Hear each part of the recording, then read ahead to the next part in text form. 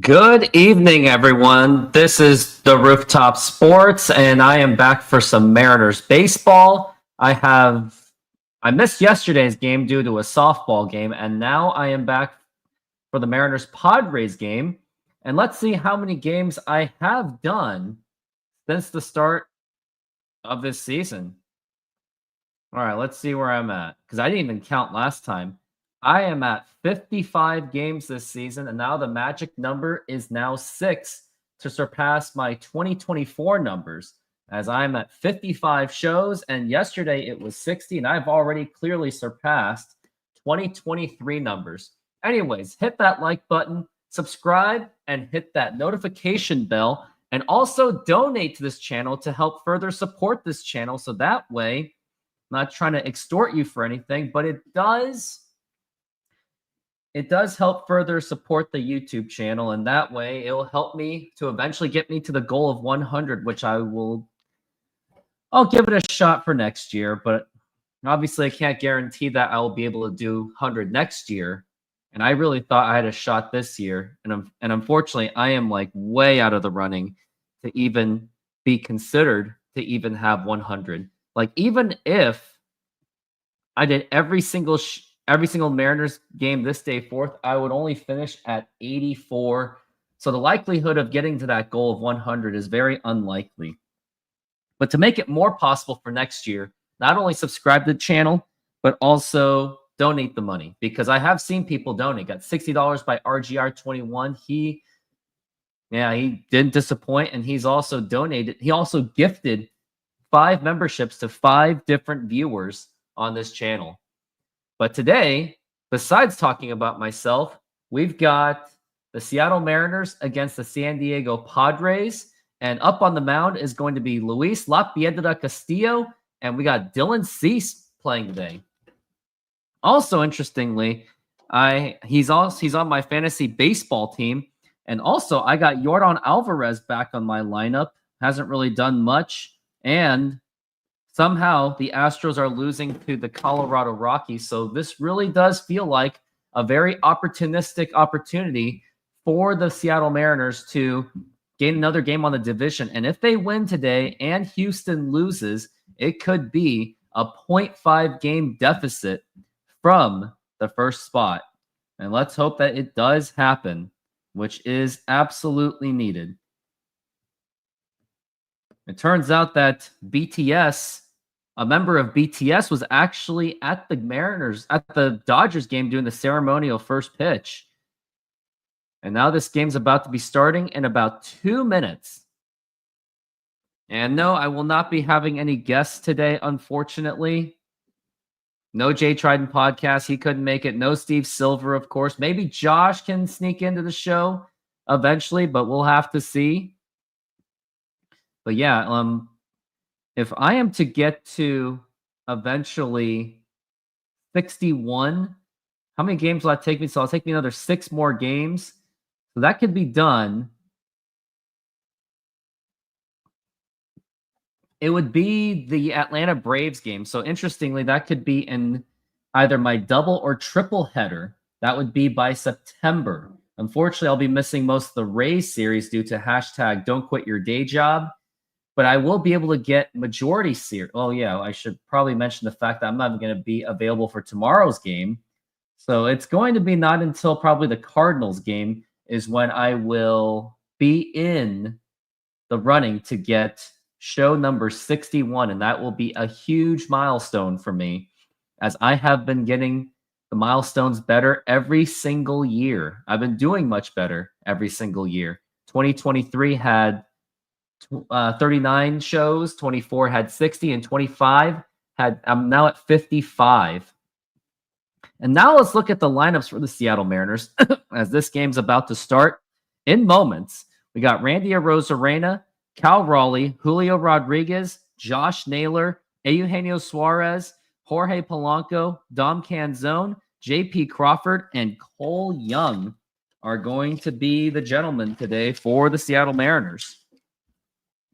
And then we've got, for the San Diego Padres, we got Fernando Tatis Jr., Luis Arias, Manny Machado, Ryan O'Hearn, Xander Bogaerts, Gavin Sheets, Loreno, Jake Cronenworth, and Freddie Fermin will be on the lineup today, as this game is about to start real soon. RGR in the house. How are you doing today? And I already have 8 viewers in there.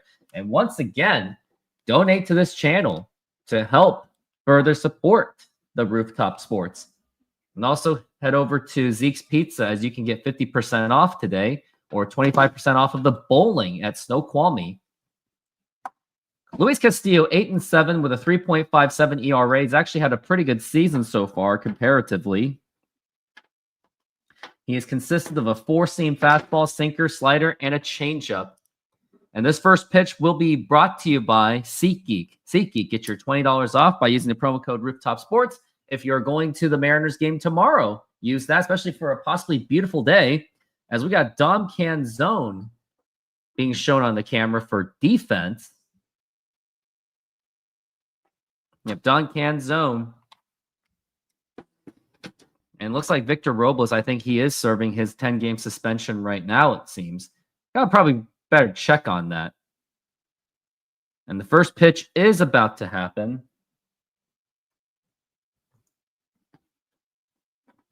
Luis Castillo is almost getting ready.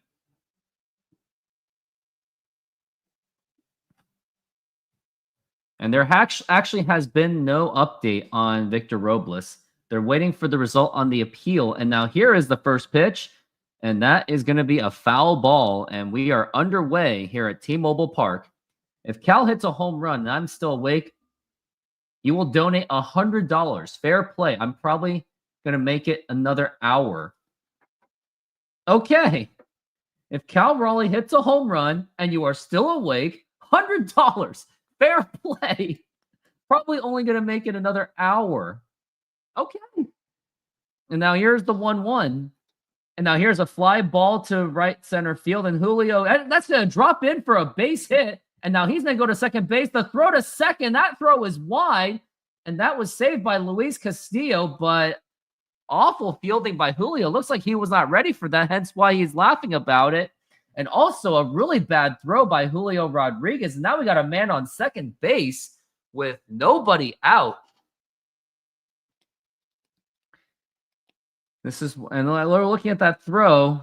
It looked like he had a decent play. It was just a terrible throw.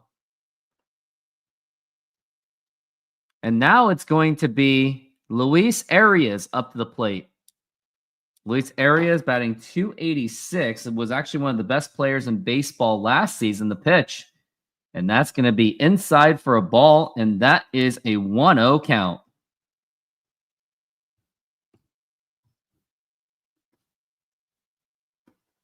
As we're at 1-0 for Arias.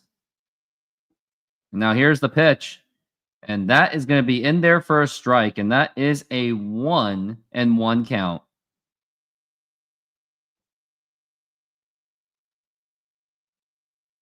We're looking at 1-1. And now here's the pitch. And that's going to be a foul ball. As we're at 1-2. But yeah, that would be funny if Cal Raleigh hits a home run, get $100 out of it, as we're at 1-2. How's it going, No Face? I have some company on this channel. Or Josh Naylor. You'll be passed out after. As we're at 1-2. And now here's the pitch. And that's going to be a foul ball again, 1-2.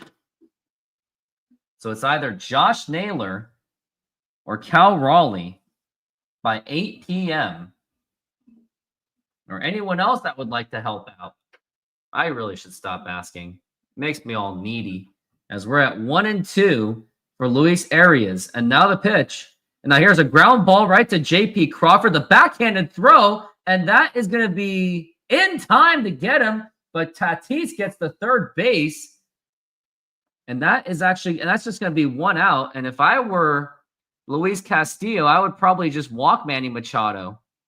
Because he's a pretty dangerous hitter. He can get it to the outfield. And once it's in the outfield, it's over. That means Tatis is going to easily score. Crawford had a nice backhanded play. And that actually could be challengeable on the contrary. I think he might actually be safe at first base. I think San Diego, I think, would be challenging that call, I would imagine.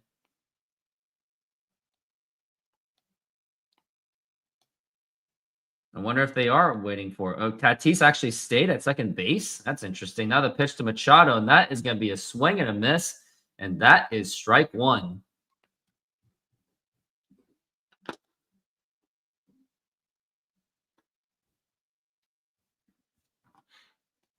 As we're at 0-1.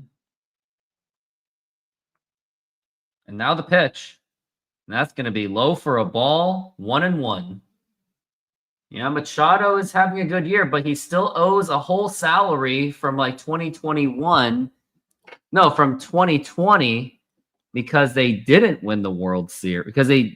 Because the Dodgers won the World Series. And now, yeah, Machado, after he signed a huge contract with the San Diego Padres, he said if the Dodgers ever won a World Series, he would donate a whole year's salary, and he hasn't done so yet. As we're at 1-1 for Machado in the pitch, and that's going to be a foul ball.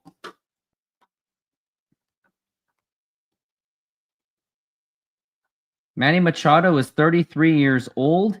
He was a man of the Dominican Republic, and he plays for the Dominican Republic national baseball team. As we're at 1-2 for Machado in the pitch. And a swing and a miss, strike three, and that is going to be 2 outs for the San Diego Padres. Yeah, the World Baseball Classic, the Dominican Republic, they are ranked 11th overall in the world.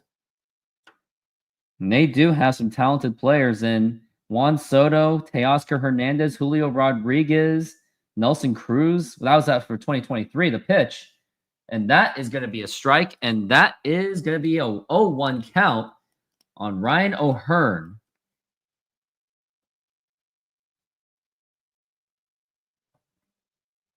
Now we're at 0-1. And now here is the pitch, and that's going to be way outside for a ball, and that is 1-1.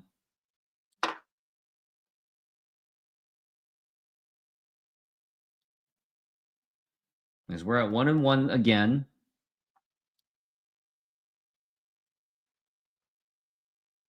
And now here's the pitch.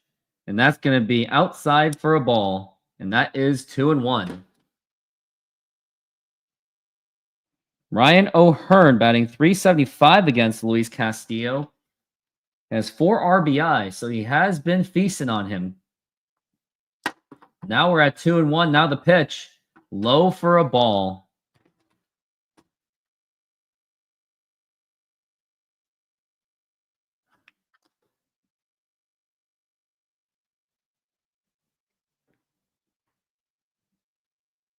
Now it's 3-1 the count.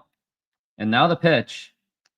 And that's going to be ball 4, take your base, as Ryan O'Hearn will get to first base with a walk. And that's going to be runners on first and second with 2 outs. So a little bit of a struggle inning for Luis Castillo. But as long as he gets out of it, that's all that matters. 1 home run gets you 1 free jumbo jack, it seems. Yeah, his dreadlocks are kind of a bit long, aren't they? Xander Bogaerts batting .262, another big contract signing by the San Diego Padres, along with Manny Machado. And now here's the pitch. And that is a strike, and that is an 0-1 count, and kind of a bigger strike zone for the umpire. Yeah, nice frame job by Cal Raleigh. Is able to sell it to him. As we're at 0-1 for Bogaerts. And now here's the pitch. And a swing and a miss, and that is strike 2. Oh, Darth Vader. Oh, right. Here, let me fix that for you. There you go. How's it going, Sean? How's it going? As we're at 0-2. Now here's the pitch.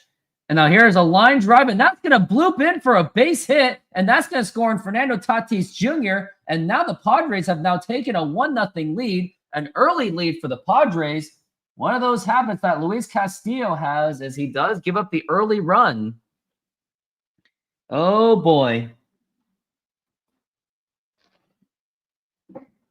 And now that's going to be next up to the plate is going to, and that was by Xander Bogaerts, and now it's going to be Gavin Sheets up to the plate.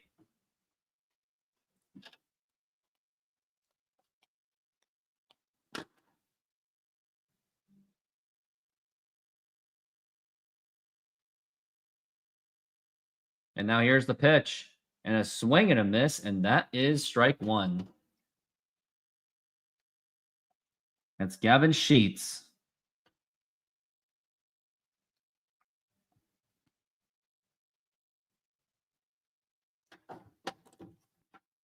Now we're at 0-1. And now the pitch. And that's going to be outside for a ball. You use your work laptop all day, so when you switch to your personal laptop, you miss the random letters. Kansas City Royals, yep, 16, 17, 18. They will be hosting the Seattle Mariners. As we're at 1-1 for Gavin Sheets. Now here's the pitch. And that's going to be way outside for a ball. That is 2-1. As we're at 2-1.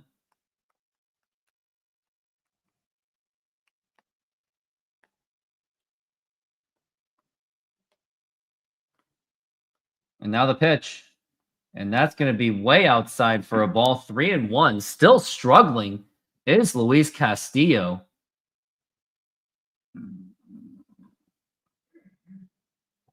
Around the scoreboard, we got the New York Yankees going back to their winning ways. Toronto Blue Jays and the Twins are tied. Who cares? And now the pitch. And way outside for a ball. Ball 4, take your base. And if I were the Mariners head coach, or at least Cal Raleigh, have a little bit of a mound visit, because Luis Castillo is just has lost command. He's already walked 2 batters today. And now it's going to be Loreno up to the plate. It's going to be Chicago White Sox against the Kansas City Royals. Oh, the White Sox are winning 4-2. Rangers are winning 6-0. That's not helping. Rockies are beating the Astros, especially with the Astros at home. And Castillo did get his mound visit. Other things that have happened.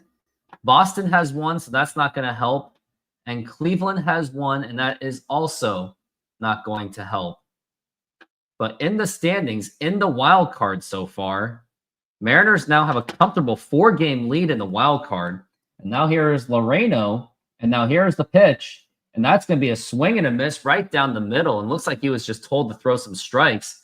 But that could have been a home run pitch, because that was just smack dab right down the middle. But yeah, Astros still have time to come back, knowing it's the Rockies, as we're at 0-1. And now the pitch. And that's going to be a foul ball, strike 2. They got to strike 2 as quickly as they can. Around the league, Brees Terong has now hit a home run. Helps my fantasy team, as I am dominating Craig's team 6-1 to 4. As now we're at 0-2 on Loreno. And now here's the pitch. And that's going to be low for a ball, 1-2. Macaroni and Cheese is now fighting for dear life. He needs to, he needs to come up with a huge result, as we're at 1-2. And now the pitch. And now here's a fly ball drilled to left center field. And here is Randy Arozarena, and that is gone. Forget about that one. That is a grand slam home run by Ramon Loreno. And now it's the Padres 5 and the Mariners nothing. And that ball just got out of there. That was just way out of there. And I said, forget about that one. I can't believe it. Yeah, that was just drilled. Yeah, Legumina, like, what more do the Mariners have to lose? And at this point, the only thing I'm cheering for is getting my $50 goal. That's all that matters right now, and that's going to be a strike. And this is Jake Cronenworth up to the plate. Jake Cronenworth is batting .243 this season. Can't believe that grand slam home run. And now the pitch. Houston is on their way to lose. But that's the thing. Literally, Houston knows when to lose. It's almost like they know when the Mariners are going to win or lose. They've got to be the smartest team in baseball. And now the pitch. That's going to be outside for a ball.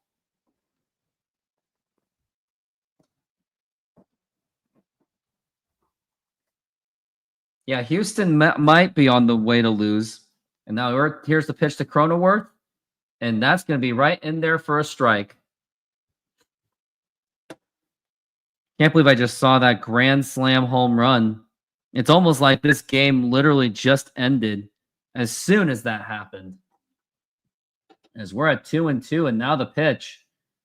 And that's going to be a fly ball to deep left field. And Randy is still running, but he makes the catch, and that is going to retire the side.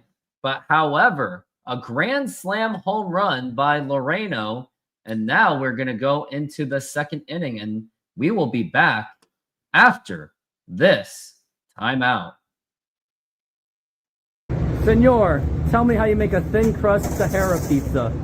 With your hands. Cornmeal.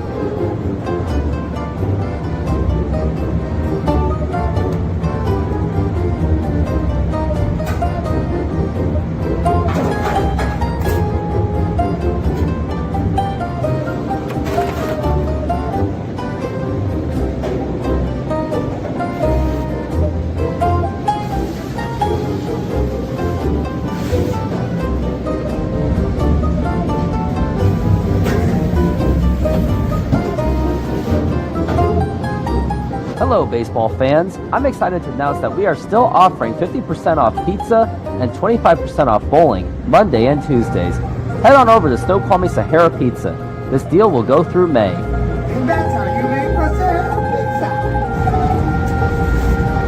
pizza. Beautiful thin crust.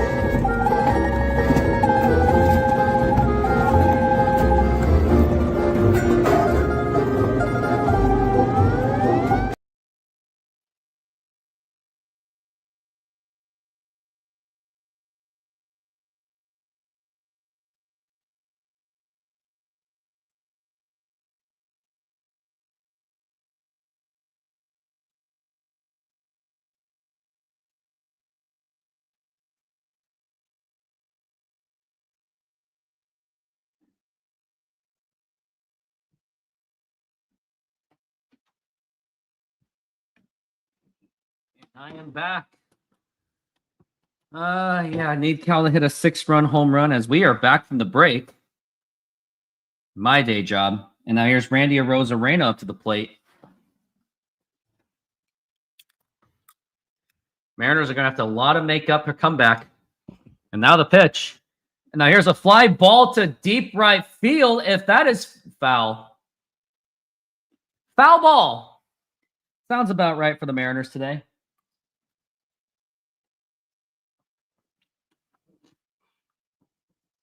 As now we're at 0-1.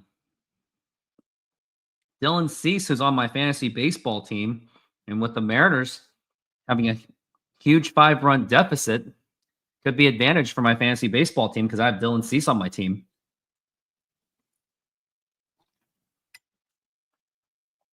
As now we're at 0-1 for Randy Arozarena and a pitch. And a swing and a miss right down the middle, and that's going to be strike 2.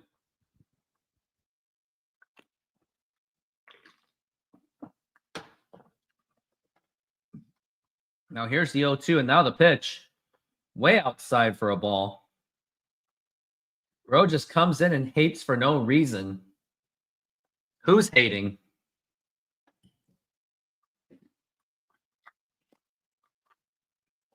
Now here's the 1-2 pitch. Now here's a liner to right field, and that is going to be caught by Fernando Tatis Jr., and that is going to be already 1 out.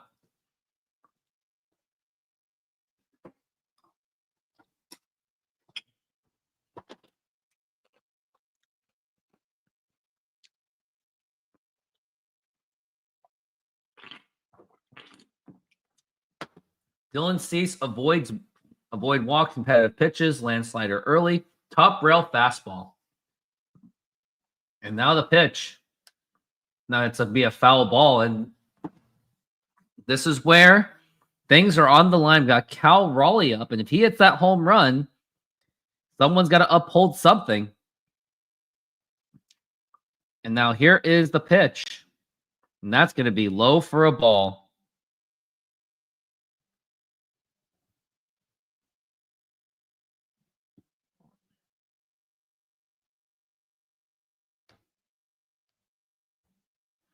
As now we're at 1-1. And now the pitch. And that's going to be a foul ball. Oh, the don't quit your day job is something I came up with. So there were times where I had a Mariners show lined up, but it got canceled because of, quote, don't quit your day jobs. That's what it was, in case you had a misunderstanding on that.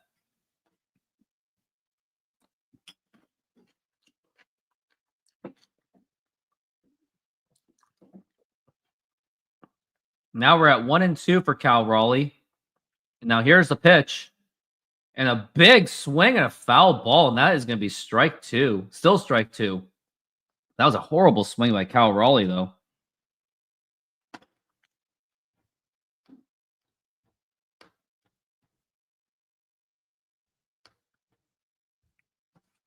As we're at 1-2.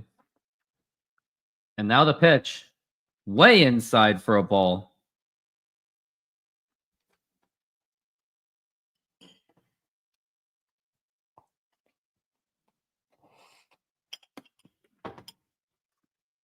And now the 2-2 pitch. And strike three called. And that is going to be one out.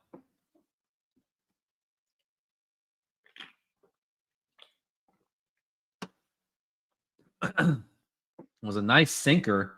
And that just went into the inside zone. Literally just in time.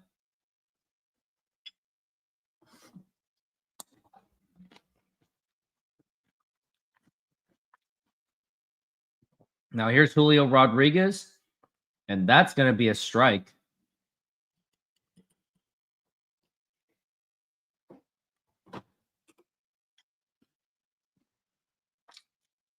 As now we're at 0-1, and now the pitch. And now here's a fly ball to deep right. No, not deep at all, shallow. And Tatis makes the catch, and that is going to retire the side. And we're going to go into the top of the second inning. And already the nightmare continues for the Seattle Mariners. Try our delicious burgers today. Satisfy your cravings with our mouth-watering burgers. Double cheeseburger with classic double beef patties with melted cheese, lettuce, tomatoes, onion and house sauce, a fresh, flavorful delight. Double bacon cheeseburger, crispy bacon, fried onions, barbecue sauce, and double cheese. Double guacamole bacon burger, double cheese, crispy bacon, guacamole, lettuce, tomatoes, onions, and our special house sauce. Pair any burger with fries with an ice-cold drink for the perfect meal. Come down and taste the difference. You can only find these burgers at our Snoqualmie Mexican food truck. Ah, yes, the Padres Dodgers Japan series. It was actually the Korea series. Yeah, I was like up at like what, 3 in the morning for that kind of game. That was insane. Can't believe I even made that kind of dedication for that.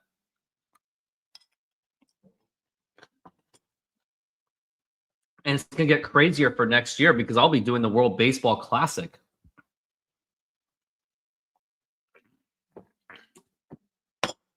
Planning to do the World Baseball Classic and the FIFA World Cup. So it's going to be a pretty big, deal for me next year.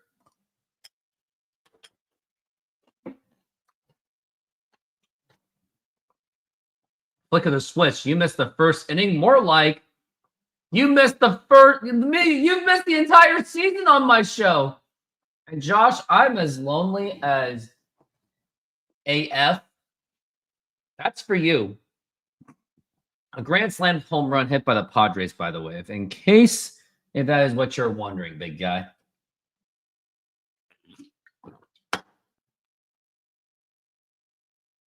I know. I get it.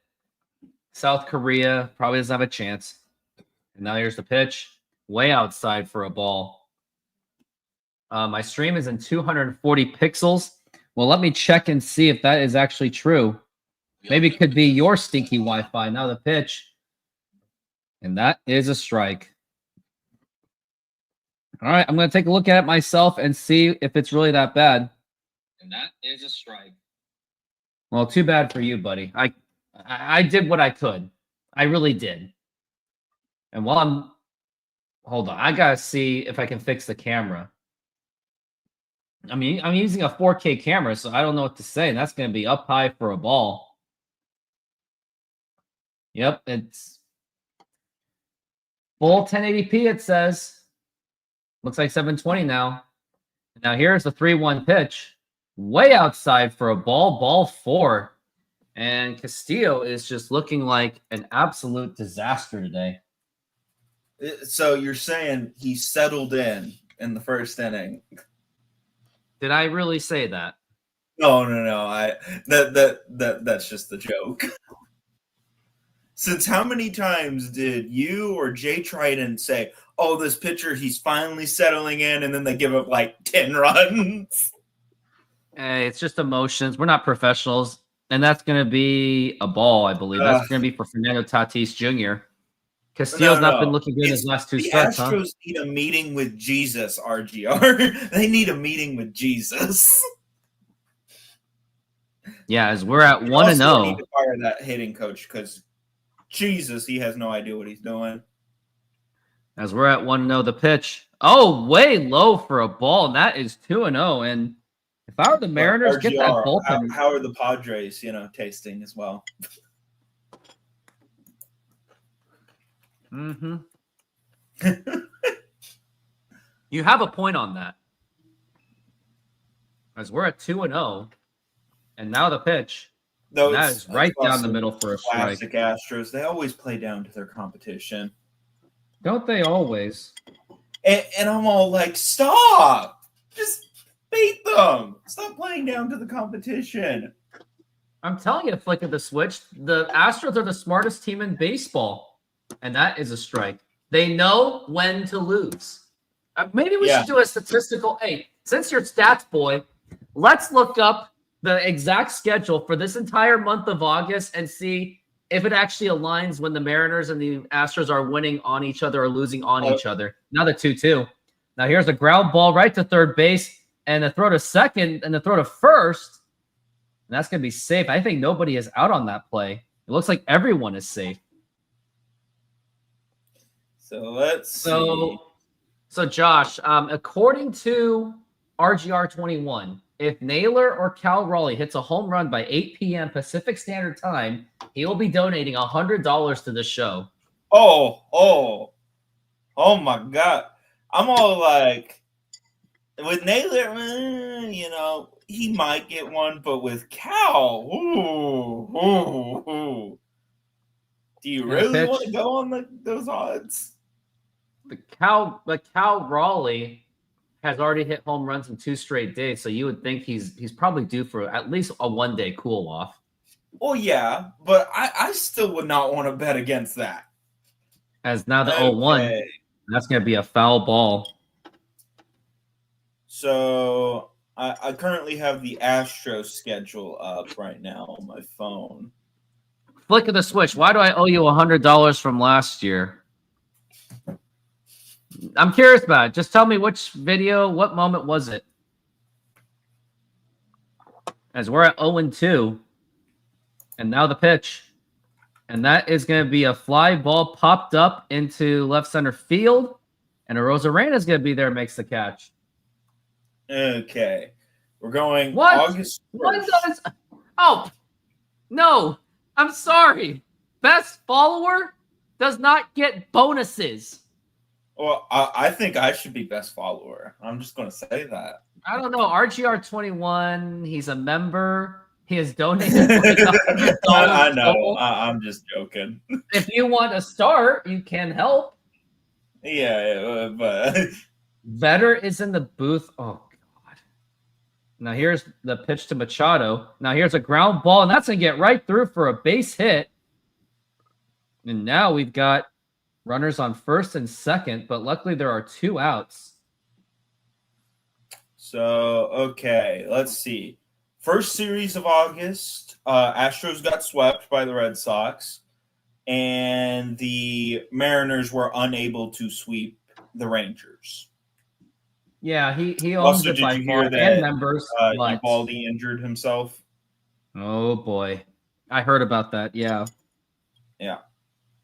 And then the Astros won the series against the Marlins.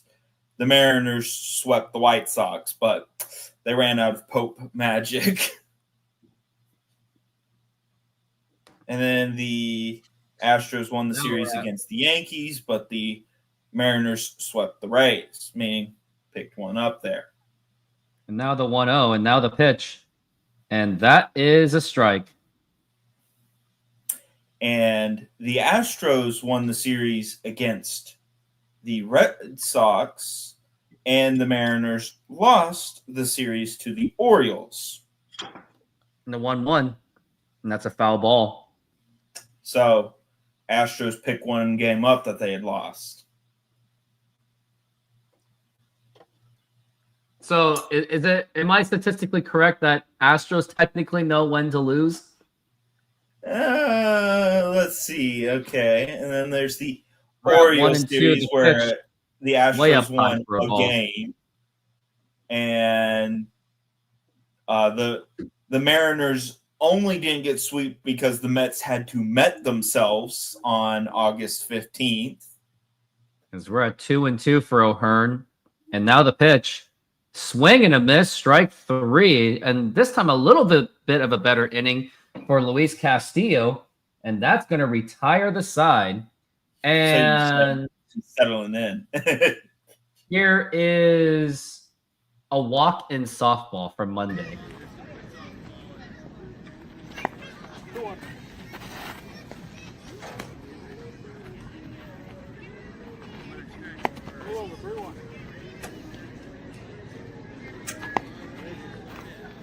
Good eye, Joe. Why do you like him? Because he gets on base.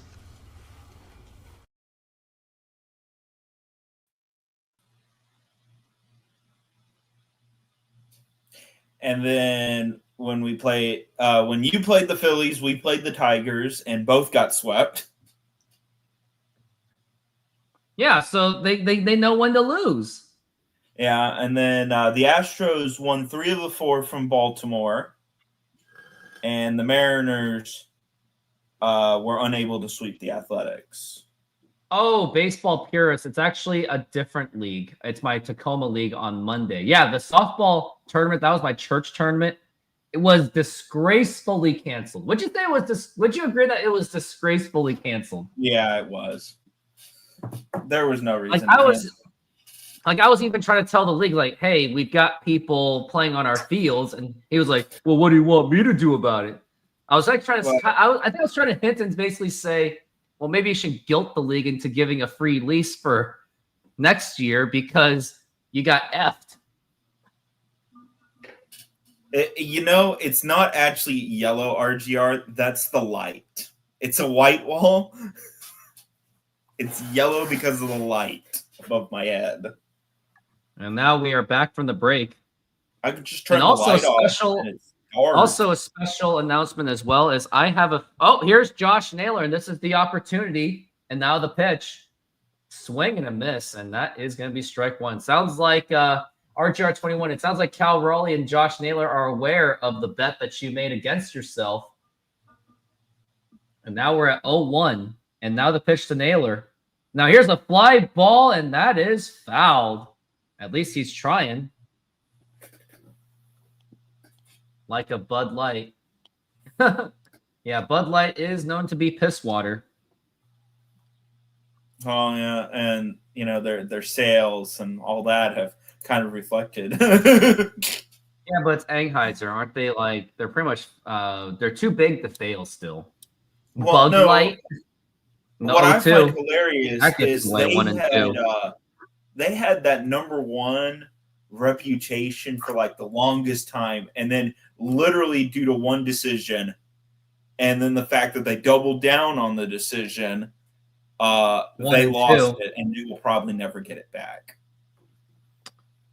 They're still going to be what they are. Angus Well, Arts yes, Entertainment. they'll Where have still be you up been? there, Where but have all these fans been? These are like my OG fans from 23. Where have all these people been all these years?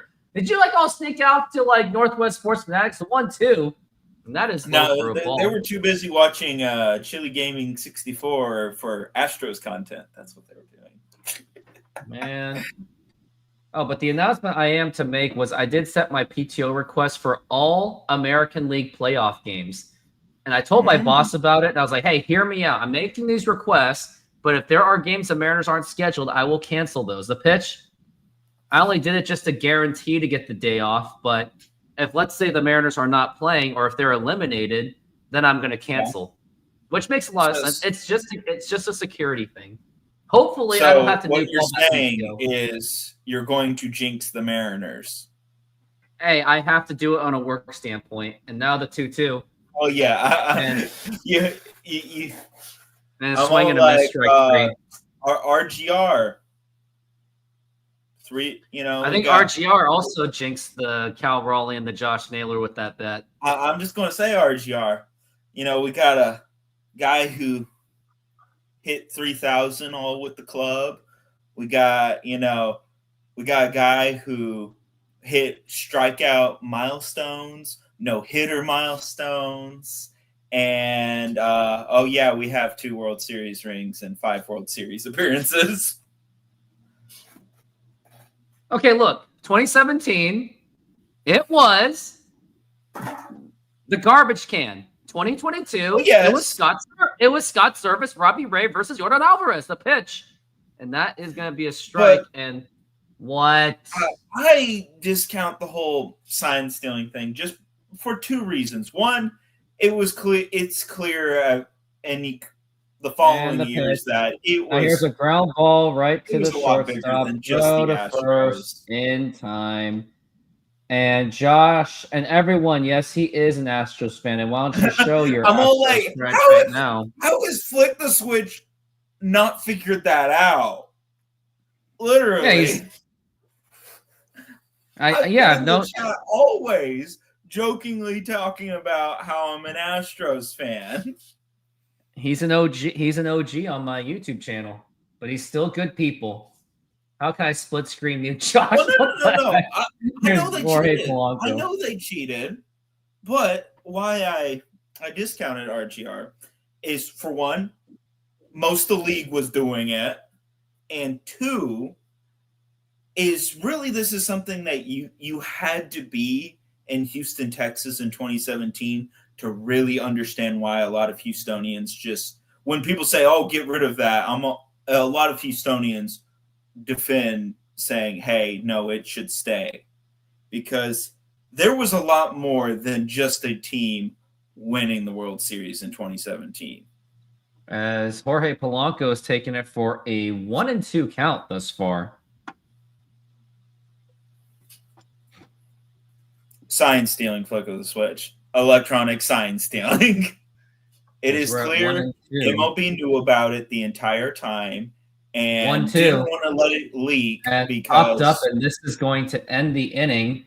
And that is going to be shortstop makes the catch, and let's just go straight into immaculate grid to try to ease my pain. You get this one.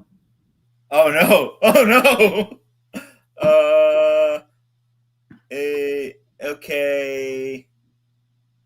Braves, 300 career home runs. Let's go Chipper Jones. He's going to tank it, but we'll go Chipper Jones. Oh, yeah. Yeah. I'm just going to try to get entries because I want to try to get as many as I can. Mets, 300 stolen base, not 300, 30 stolen bases. Let's go. Let's just throw a name out there. Let's throw Darryl Strawberry. Let's see if he got one.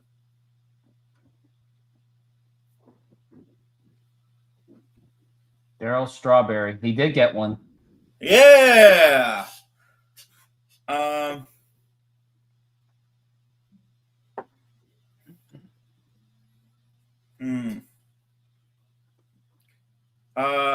Nationals 300 home run career.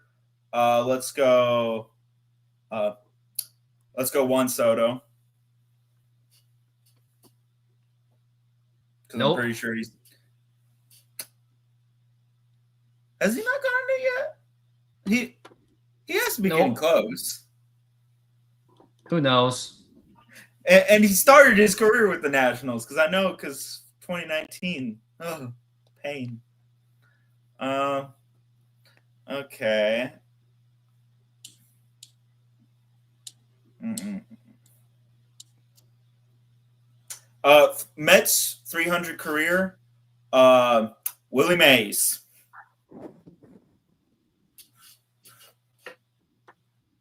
Not bad. Yeah. Well, most people don't remember that he did end his career with the Mets. And we are back from the break, and I have to do it to you, but it's going to be 6:39. Hey, And this is the teams I don't usually follow. And here's mine. And now the pitch. Oh, and that hits him. That's Bogarts getting hit, and now he's going to go to first base. And I think we have an idea of how this game is really going to go.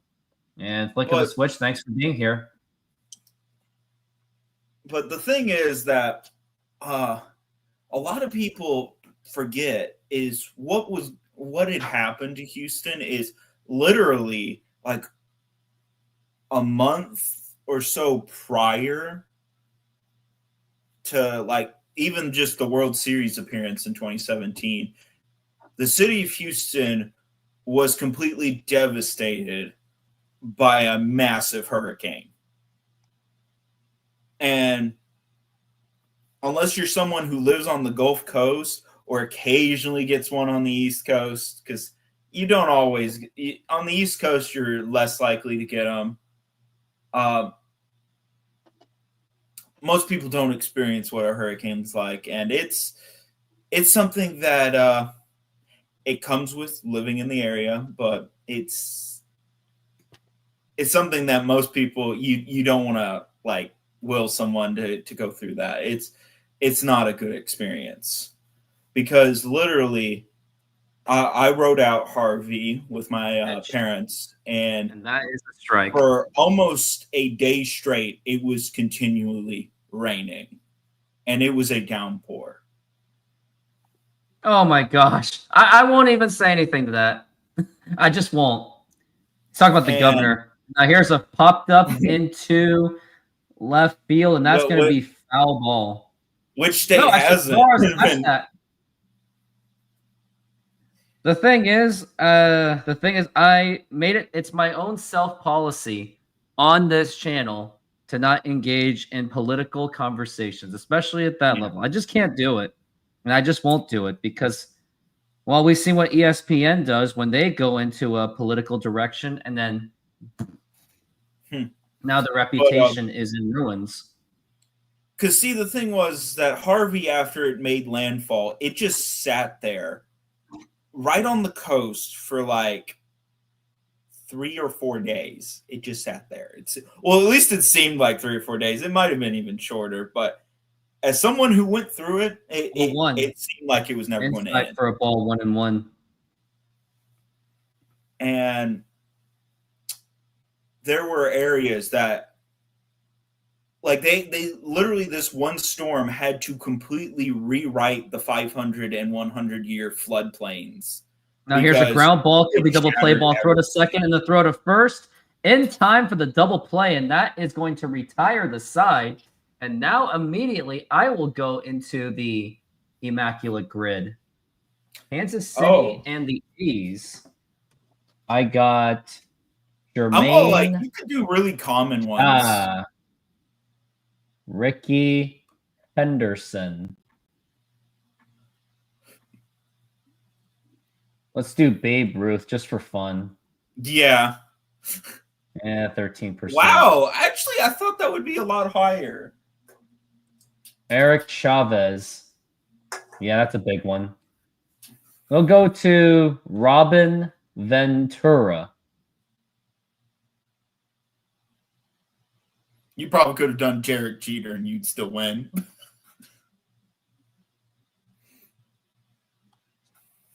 Noma.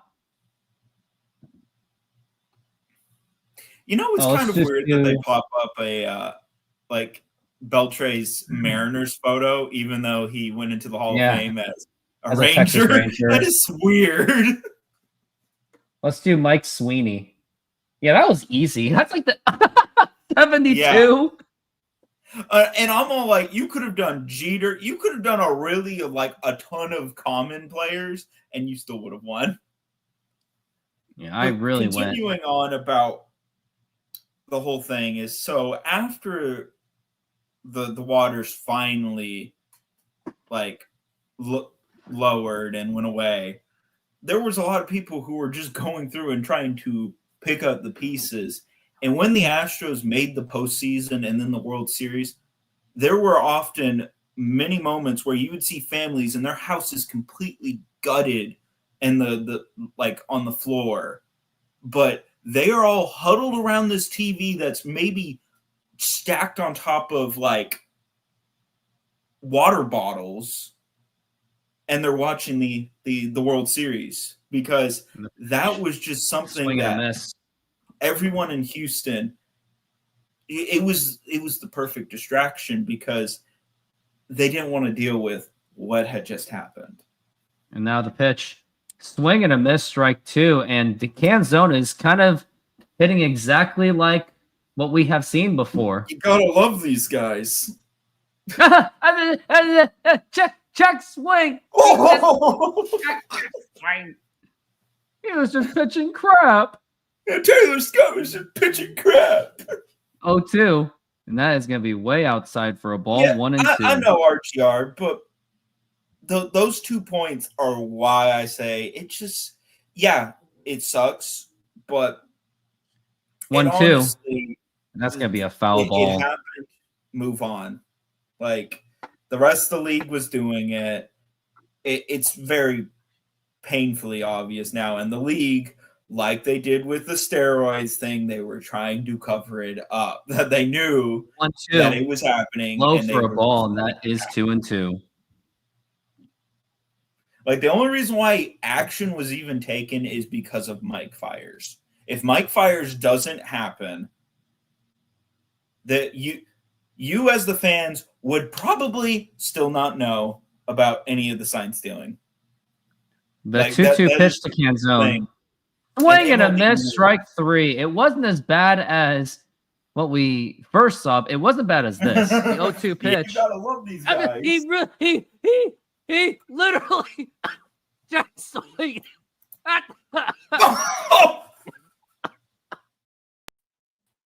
That never gets old. It doesn't. There's that and World Series, baby. And now here is the pitch to J.P. Crawford, and that is going to be the fans were for a ball. The last to know about the whole sign stealing thing, even though it was going back to like 2014, is probably around the time that MLB knew about it. And the pitch to Crawford, swing and a miss, strike 1. They had made some memos saying, "Oh, no, don't do that." But guess what? Everyone was doing it because they're all like, "Oh, these teams are doing it, so I should be doing it because I need to get ahead." And I will say, is while this is now the one thing pitch, that most people low for a ball, 2 and 1. acknowledge, is there was a silver lining that did come out of the whole sign stealing scandal. Because there was a reason why these sign stealings, like all the sign stealing, happened at that moment. Now the 2-1 pitch. Now here's a liner right to Manny Machado, and that's going to be 2 outs. What is your My insider sources called the fact that 1, the MLB gave him player immunity. 2, the fact that the Red Sox have literally thrown all kinds of teams under the bus and actually have shown proof on it. So it means that their accusations of the Dodgers doing it at the same time probably are accurate. That is in there for a strike. And the fact that the MLB didn't take away the World Series ring for either the Astros or the Red Sox, who, guess what? The Red Sox were doing it. Cole Young is now up to the plate. And the pitch. And now it's going to be popped up and fouled 0-2 already. And another one is the fact that the MLB covered up the fact that they knew the Yankees were doing it back in 2015 and 2016. They knew, and they covered it up and only had to admit it 0-2. in 2022. Check swing, did he go? He did go, and that is going to be strike 3, and it was very similar to this. The 0-2 pitch. You gotta love these guys. He literally check swing.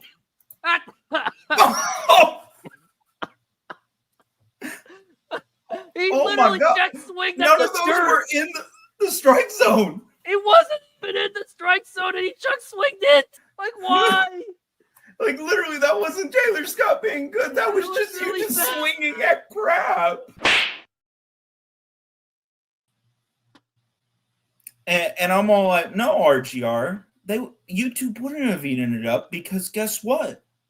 That would have shown that the Astros were perfectly vindicated in what they did.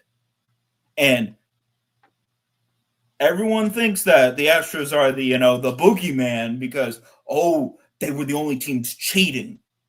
But everyone forgets the fact that, the Red Sox were cheating and got caught.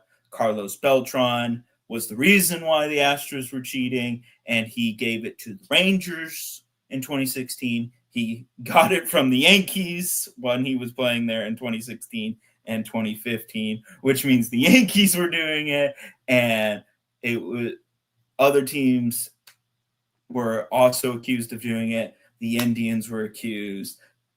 It's just the problem is, and this is why there wasn't any wider investigations, is because the problem is they don't want to admit it. Because MLB, the last time that they got caught basically with their pants down on the fact that they knew something was going on and didn't do anything about it was the PEDs, and the PEDs really hurt MLB's image. That they've probably never recovered from that. Now the pitch. It's going to be inside for a ball. It could be another inning like that. Just like the first inning. As we're at 1-0. And now the pitch. And that is a strike. Mention the fact that the Red Sox cheat. Even though they were doing it almost as egregious as the Astros. Alex Cora was on the Astros in 2017. He brought it to the Red Sox in 2018. Yet no one ever mentions them because the Astros were made to be the fall guy in this whole thing. The Astros were just all at, we'll be made the fall guy, essentially. Like, when you look at it, it's clear that MLB made a scapegoat, and their scapegoat was the Houston Astros.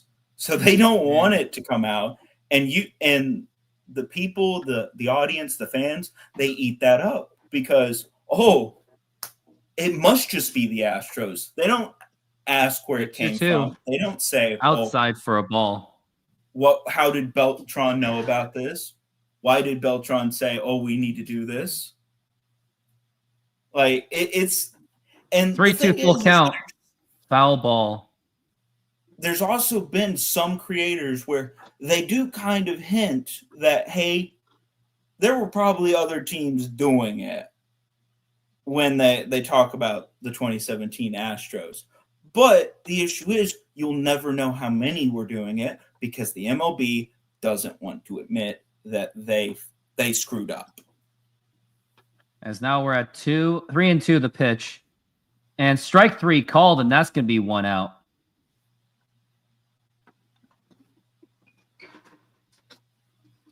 Because the issue is if you go out and literally in less than 20 years, you've been at the center of 2 scandals that you knew about and did nothing to fix them until and now the pitch, it leaked out to the press. Foul ball. That would completely destroy MLB's reputation, and then some. And guess what? Fans lose entire trust in the brand. That is why. And the pitch, Literally, lay up MLB high for a ball. says, "Oh, it's done. We're not going to talk about it." 1-1 for me. And now here is the pitch. And that is going to be a strike. I mean, Astros and Mariner fans will never agree with each other on anything. So let's just leave it at that. As we're at 1-2, and now the pitch. And that's going to be a foul ball. Well, it's kind of like many Seahawks fans are still in denial about the Super Bowl. What that they should have run that. Oh, Pete Carroll made the right decision, and they shouldn't have run the ball. No, it was a horrible decision. It was a horrible decision. Most Seahawks fans think it was a perfectly logical decision. Not the one I talked to. The pitch, swing and a miss, strike 3, and that's 2 outs. Than you have said, oh, that was logical decision. They shouldn't have run it there. And literally every other fan base says, run the dang ball, Pete. It's just Seahawks fans are in denial about it. It's not even just Pete Carroll. It was also our offensive coordinator, Darrell Bevel, who made that call to pitch. And that is a strike. Here's the thing. If they threw it to at least Doug Baldwin on the same play and it got intercepted, I would have accepted it. But they threw it to Ricardo Lockett, who was known to play flyers up when he was a kid. The 0-1. Well, and also you threw it in the middle of a bunch of traffic. With the worst possible receiver to use, rather than Doug Baldwin, or at least Luke Wilson. And now the 1-1. Now here's a ground ball right to J.P. Crawford. Tossed over the first. That is in time, and that's going to be an easy 1-2-3 inning. And we're going to go into the very next inning, and we'll be back after this timeout. We're making half pineapple, half tiki with barbecue chicken. You put the garlic.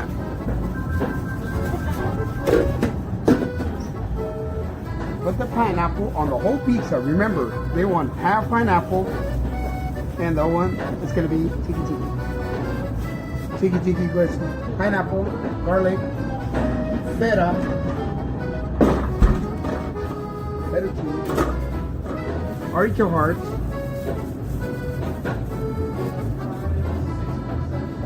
and the chicken. And we're gonna spread some barbecue on top.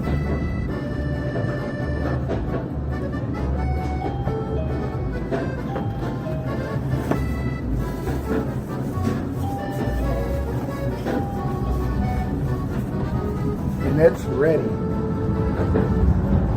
Put it on the oven. Let it run. Hello, baseball fans. I'm excited to announce that we are still offering 50% off pizza and 25% off bowling Monday and Tuesdays. Head on over to Snoqualmie Sahara Pizza. This deal will go through May. It's going through the baseball season. Oh my God. What? Did the Astros make a comeback? No. It's not about baseball. Have you heard about the Cracker Barrel logo controversy? Nope. So Cracker Barrel has this logo with this like white old man just in a rocking chair next to a barrel, and they had removed it and done a bunch of other changes. And then their stock tumbled by like $150 million. And they've announced that they're going back to the old logo. And now we are back from the break, and now the pitch. And that's going to be outside for a ball. I really shouldn't be saying this like a D-bag, but there is a Mariners podcast doing a podcast about the Cougars when the Mariners are playing. Interesting timing, the pitch. And that is going to be outside for a ball. But RGR, just to finish up this one thing on the topic, is even though Manfred has said, it was a mistake to give immunity the to 2-0, he knew what he was doing. And that is a strike. Even though the dude always sounds like he's drunk when he's presenting the award and he sounds like an idiot, he knows what he's doing. And at that moment, immunity was the only option there because it The was a 2-1 wider pitch. and the players Swing and a knew miss, that. strike 2. So if you bring those players down, guess what? Then they're going to say, "Oh yeah, this team's also doing it." So then guess what? You got to investigate that team, and then that team was doing it. So all these players go, and then all those players go. That 2-2. team goes. That team goes. Up high for a ball. Hey, choose 859 or 854. Take a look at them right now. Okay, We're at 3-2. But that's why they actually gave immunity out, is they just wanted the situation to go away. As we're at 3-2 for Rosarena. And the pitch. Swing and a miss, strike 3. And that's going to be a strikeout for Dylan Cease. And that is going to be strikeout number 5 for Dylan. That's actually helping my fantasy baseball team very much. Because Dylan Cease is on my fantasy baseball team. It couldn't have come at a better time, but he didn't have a good game. Well, he had a better game than some. He had a better game than some. That's what I'll leave it at. Well, now it's going to be Cal Raleigh, and now we only have 19 minutes left on the bet. Now the pitch, swing and a miss, and that is strike 1. Looks like get it on like the last moment. No, get it at 8:01 when it's over. Oh, that would be perfectly Mariners. As we're at the 0-1 for Cal Raleigh, the pitch way inside for a ball, and that is 1-1. That one, I'm more likely to get some names down. As now we're at 1-1, and now the pitch way in the dirt for a ball.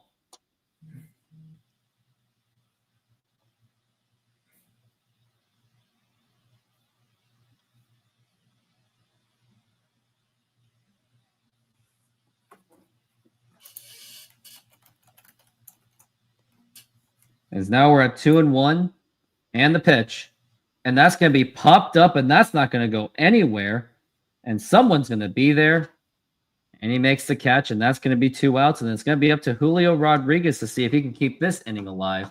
But it's not looking good for the Mariners. And I get it. They are down 5-0, but there is still plenty of baseball to be played. You just got to chip it away 1 run at a time. And it seems like the Mariners have pretty much just played quits for this game. But why That's would what they it feels do that like. when they can just give up? As now we have Julio Rodriguez. And now here's the pitch. Way outside for a ball. And that is going to be ball 1.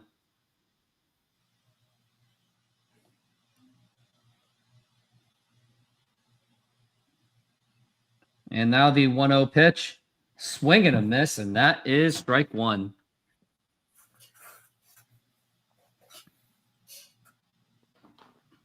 It's 1-1 for the Julio.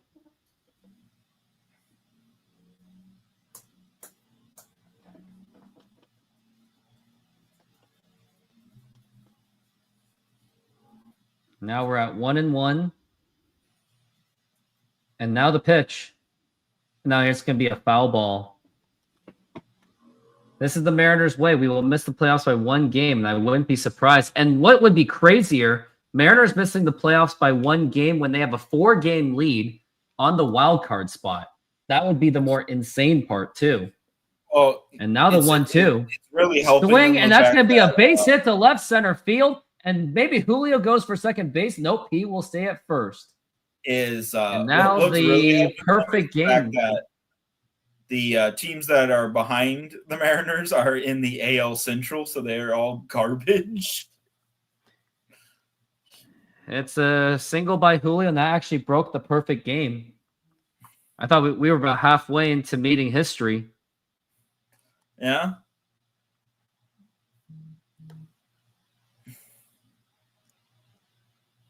Now here's Josh Naylor to the plate, the pitch. Now here's a ground ball. And that's going to get right through for a base hit. And then is Julio going to third base? Yes, he is. And he will get there. And it looks like that was the last chance right there to get a potential for me to get $100. But it's whatever. If my life had to depend on that kind of bet, then something's wrong with me. But nice hit by Josh Naylor. And now we just need this guy to actually bring in this. All right, guys. Good vibes only. Don't forget it. Stop it. All we need is some good vibes only. One thing I could also see is because I have noticed some parallels that since I've been putting up those home run numbers is the Mariners this year have reminded me of a team that made it to the playoffs a few years ago, the 2022 Yankees. And what did they make it on? Aaron Judge hitting 62 home runs. Oh, and you're thinking if The Raleigh is Mariners to break, easily pull that and they make it to the playoffs and then just get embarrassed because every pitching squad just is all like, I'm not letting Cal beat me. Someone else has to beat me. And now here's Suarez. no And that is going to be in there. That's not going to be in there for a ball. And the thing was, you would think that. And by the way, RBI leaders now belongs to Kyle Schwarber, as we're at 1-0 for Eugenio Suarez. And now the pitch, without a doubt, inside for a ball. Winner this year. As we're at 2-0 for Suarez. Pitching Triple Crown maybe, but hitting Triple Crown probably not. I think the last Triple Crown winner was a long time ago. So we're at 2-0. Now the pitch to Suarez. It was Miggy. That's a foul ball. Miguel Cabrera. And then before that, Mike then you have to go back to like the 50s, I want to say. Mike Yastrzemski. And then the National League Triple Crown had winners. a Triple Crown winner in forever. And now we're at 2-1. And now the pitch. Way outside for a ball. It was Miguel Cabrera, and the last one was Carl Yastrzemski. And the last National Leaguer to get it was, I think it was Lester Lockett. Yeah. Actually, no, that's Negro Leagues. Never mind. 1933. Wow. And now we're at 3. Hey, you asked for National League, not for the Negro Leagues. And now the pitch. Swing and a miss, strike 2. So it looks like I'm going to get the Tom Brenneman treatment real soon. Hey, no, you said Negro League. Never know. That now here is going to be. Now we got a 3-2 pitch going to be, and now here it is, and that's going to be a foul ball.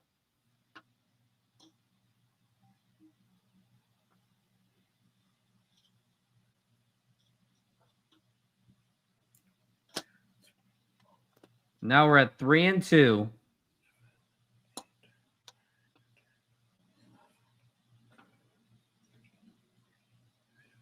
Full count.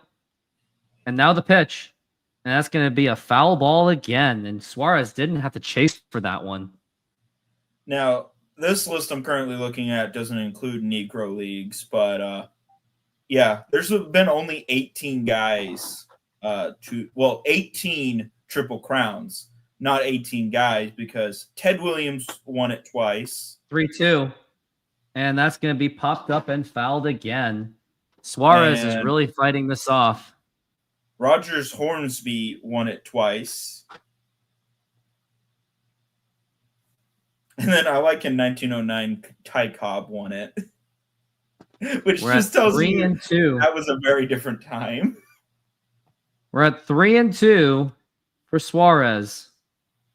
Now, how many home runs do you and think the pitch. Ty Cobb hit in that and season? that is ball 4, take your base. And now the bases are loaded. And it's going to be up to Jorge Polanco. And don't forget, Jorge Polanco usually hits well when runners are in scoring position with 2 outs. What can possibly go wrong? Like pop it up to Dylan Cease or something like that. But yeah, it was 1909, and Ty Cobb won the Triple Crown. How many home runs do you think he hit? 9. Yep. I looked. Well, I did look at it though. Yeah, it is the second smallest amount of home runs that a player has hit to win the Triple Crown. Number 1 was in 1878, Paul Hines, who won the first one, at least because they don't include the National Association. and he only hit 4 home runs. Now we got Polanco, who is 0 for 1. And Polanco with a career with the bases loaded. He has yet to hit a grand slam home run in his 86 at-bats. So maybe a grand slam won't be likely, but if he can at least poke anything in, at least that will get the Mariners out of this drought of absolutely being scoreless. Yeah.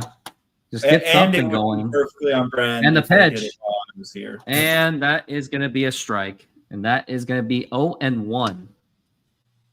Actually have a pretty decent turnout so far for this channel. And now we are at 0-1. And now the pitch. Low for a ball. That hit the dirt as well. And that is going to be 1-1 for Jorge Polanco. The great opportunity for the Mariners to really get themselves back into this game with the bases loaded, but there is 2 out. But Mariners have screwed it up with the bases not loaded anyway. Of course. As we're at 1-1. And pitching. And now the pitch. Now here's a ground ball right to the second baseman. Tossed over the first in time. And that is going to retire the side. I almost called it. You just go a little bit further behind. Just go a little bit further behind Cease. My point was, it's across all Seattle sports. It's this idea, like people pleading 3-4 years ago to bring back Ichiro. When Ichiro was like 93 years old. I'm like, no, I do not want to bring back Ichiro. Like Griffey when he's got a walker out there. And he gives you a single every 60 games. Like the list goes on and on. Like people crying. Like Haniger comes back, and you think that we just signed a Hall of Famer. Like he was injured all of last year. He's like 33 years old. We trade for him, give up on Robbie Ray, which whatever. And all of a sudden, I swear, all of Twitter is like, World Series, baby! Let's go! Let's go! He was a negative WAR player for them last year, but because we love Hanny, baby, he's going to come and save the Mariners. Let's go! I eventually need a new one, though. Yeah. So why do you think South Korea doesn't have a good chance to make it out of the group, despite having Jung-Hoo Lee, Haesung Kim, and Ha-Sung Kim? 2 teams. Japan, Taiwan. You think that's too much for them? Well, literally, statistically, world rankings, that's 1 and 2 right there. And wait, Taiwan's the second best. Oh, right. Like I think the United, like they're like they are still top 10, but I want to say they're lower top 10, like 8th. Yeah. So, yeah, that their issue is they are stuck in a death bracket because they will always be put with Japan because you get the rivalry. Oh, Jen Mueller. I know a lot of Mariner fans have a little quiet crush on her. But she's married. And that's going to be a fly ball to right field, and Canzone does not make the catch. Now, do I think with this team, especially after the embarrassment that was last WBC, do they have a shot at maybe advancing? Yes. The issue is it's just going to be it's going to be the hardest one to get there because there's 2 teams that are clearly better than the others. Especially if Shohei Ohtani in his prime. And also the Aussie team beat South Korea last time. You don't want to have the Aussie team beat you. And that is a foul ball. As we're at 0-2. Yeah, Canzone really should have caught that one. Now, the thing is that literally, I would say, wow. And the 0-2. Now, here's a ground ball right to Cole Young. Toss over the first, and that's going to be in time. Only 6 An minutes left absolute- until the bet is over. Ooh, well, there's no absolute, like, I can say almost absolutely certain that they will not be sent back down to pod play, just because I think they can beat Australia and they should be able to beat the Czech team. Now here's Manny Machado up to the plate, and now the pitch. Swing and a miss, and that is strike one. If they lose to that and end up having to go down to qualifiers again this time, that would probably be one of the most embarrassing things for South Korea ever. Like, I don't know how South Korea would recover there. And now we are at 0-2 for Machado. And now here is the pitch. Way outside for a ball, and that is 1-2. But that's honestly what I think sadly is going to happen. South Korea is just, it's stuck in a 1-2. Swing and a miss, strike three, and that's going to be a strikeout for Luis Castillo, and that's going to be 2 outs. Because let's see what the other pods are.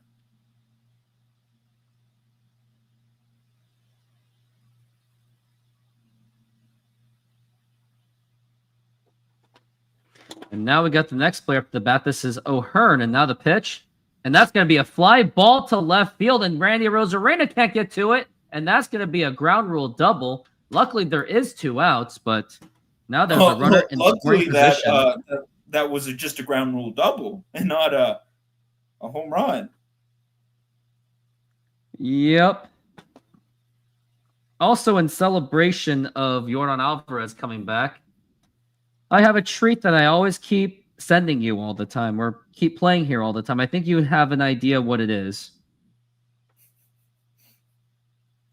Now we're at Xander Bogaerts up to the plate. If only you had the footage from 2022. And the pitch. Yeah, too bad that I didn't even have enough subscribers to even do a live streaming back then. Alvarez launches in left field and kiss this. I would have been like, and that ball is drilled to right field. Forget about that one. Now here's the 0-1. And then there just would have been like strike two. A dead silence on just him walking around the bases. And now we are at 0-2 for Xander Bogaerts. Okay, so Pool A, which is being played in Puerto Rico, is Puerto Rico, Cuba, Canada, Panama, Colombia. 0-2. And strike three called, and that is going to retire the side. That is going to be 6 strikeouts for Luis Castillo. And now, with the celebration of Yordan Alvarez coming back, I got something for you. Every single time we come up to hit. 2-0 pitch. Oh, here's a fly ball drilled to right field. Forget about that one. That nearly hit the third deck. And Yordan Alvarez just completely blasted the crap out of that one. That ball was crushed. Oh, by the way, fastball low in the zone. And, you gave him you started him off fastball up and away. And then you give him fastball in the zone. And it's like, dude, Yordan does not miss those pitches. And by the way, that was off the facade of the third deck.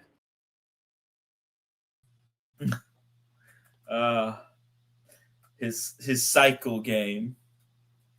These games are worse. Think you're going to have 2.5 hours to kill watching a decent game. Oh, yeah. Well, this game is already breezing along anyway, so maybe we won't have to suffer for long.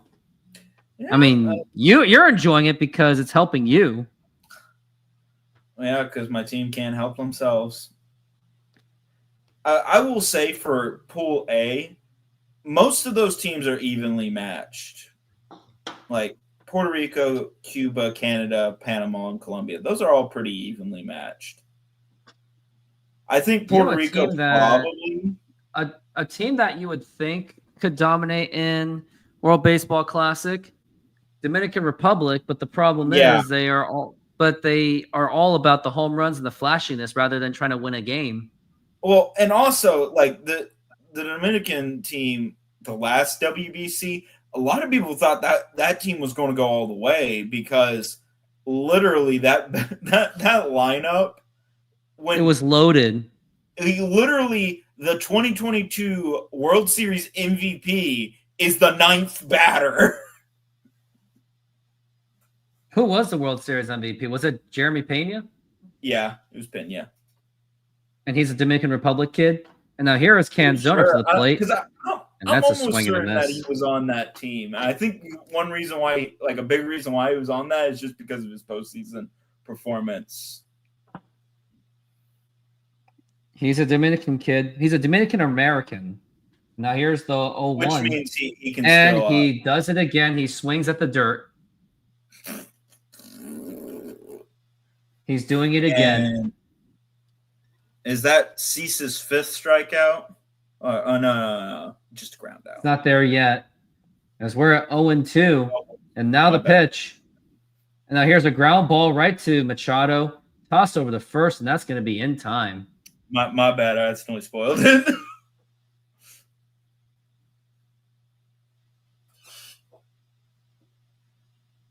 Okay.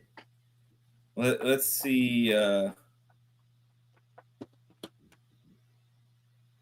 Pool stage. Let's go. Okay, Pool B, which is in Houston, is United States, Mexico. And now here's Crawford. He's bunting it, and that's going to be way foul. Bunting? Why are you bunting? I don't want to know. That makes no sense. So Italy, Great Britain, and Brazil. The USA should advance, and Mexico they 0-1. probably also going to Way advance. inside for a ball. That is going to be 1-1 for JP Crawford.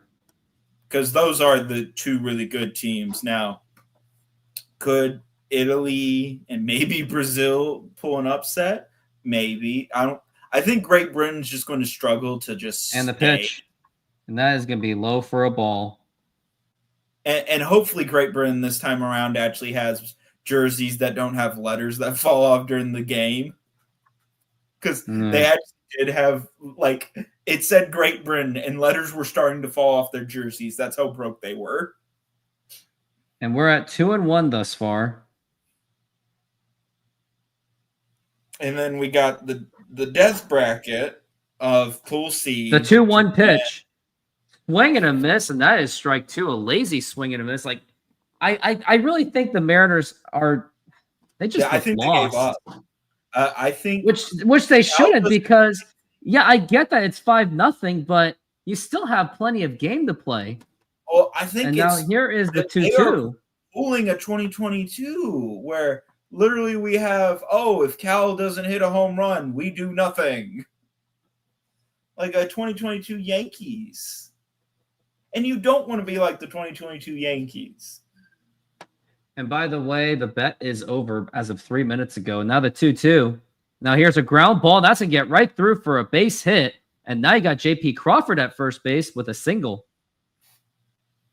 So, yeah, it's Japan, Australia, South Korea, the Czech team, and Taiwan. Or as they're always officially called, Chinese Taipei, which I just always call them Taiwan. And honestly, it's going to be hard for any team outside of Taiwan and Japan to advance. It's going to be a very hard. Probably will, yeah. And then Pool D, which is in Miami, is Venezuela, Dominican Republic, Netherlands, Israel, Nicaragua. Now, Dominican Republic, this is very much like a home game for them because of Miami. It would be even more of a home game if it was Cuba, but and that the is 2-0. Should advance here. But, pick your number, 859 or 854. Make it and take a good look at them. Okay, I think I do remember which one I wanted to do. And we'll go pitch, 59. Swing and a miss, strike 1 for Cole Young. Yeah, we'll go with 859.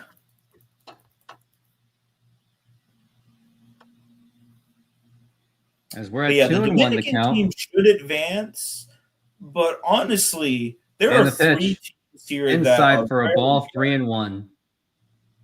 Like Nicaragua and Israel, they could do something, but I honestly don't see it.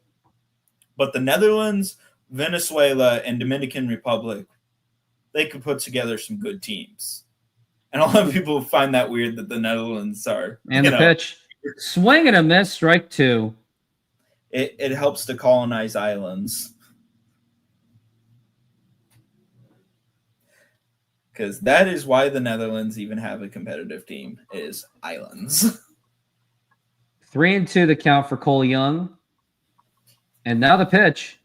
And that is going to be ball 4, take your base. And now we are back at the top of the lineup with Randy Arozarena. So there could be a chance again. Let's not quit. Let's not quit on this one. And also tomorrow, I will be at an A+ game in Everett to watch the Everett Aqua Sox. I'll be there trying to shag home runs. And now here's Randy Arozarena, who is 0 for 2. And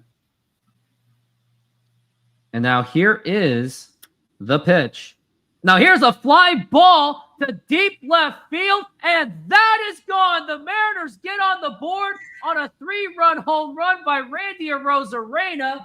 It is now the Padres 5 and the Mariners 3.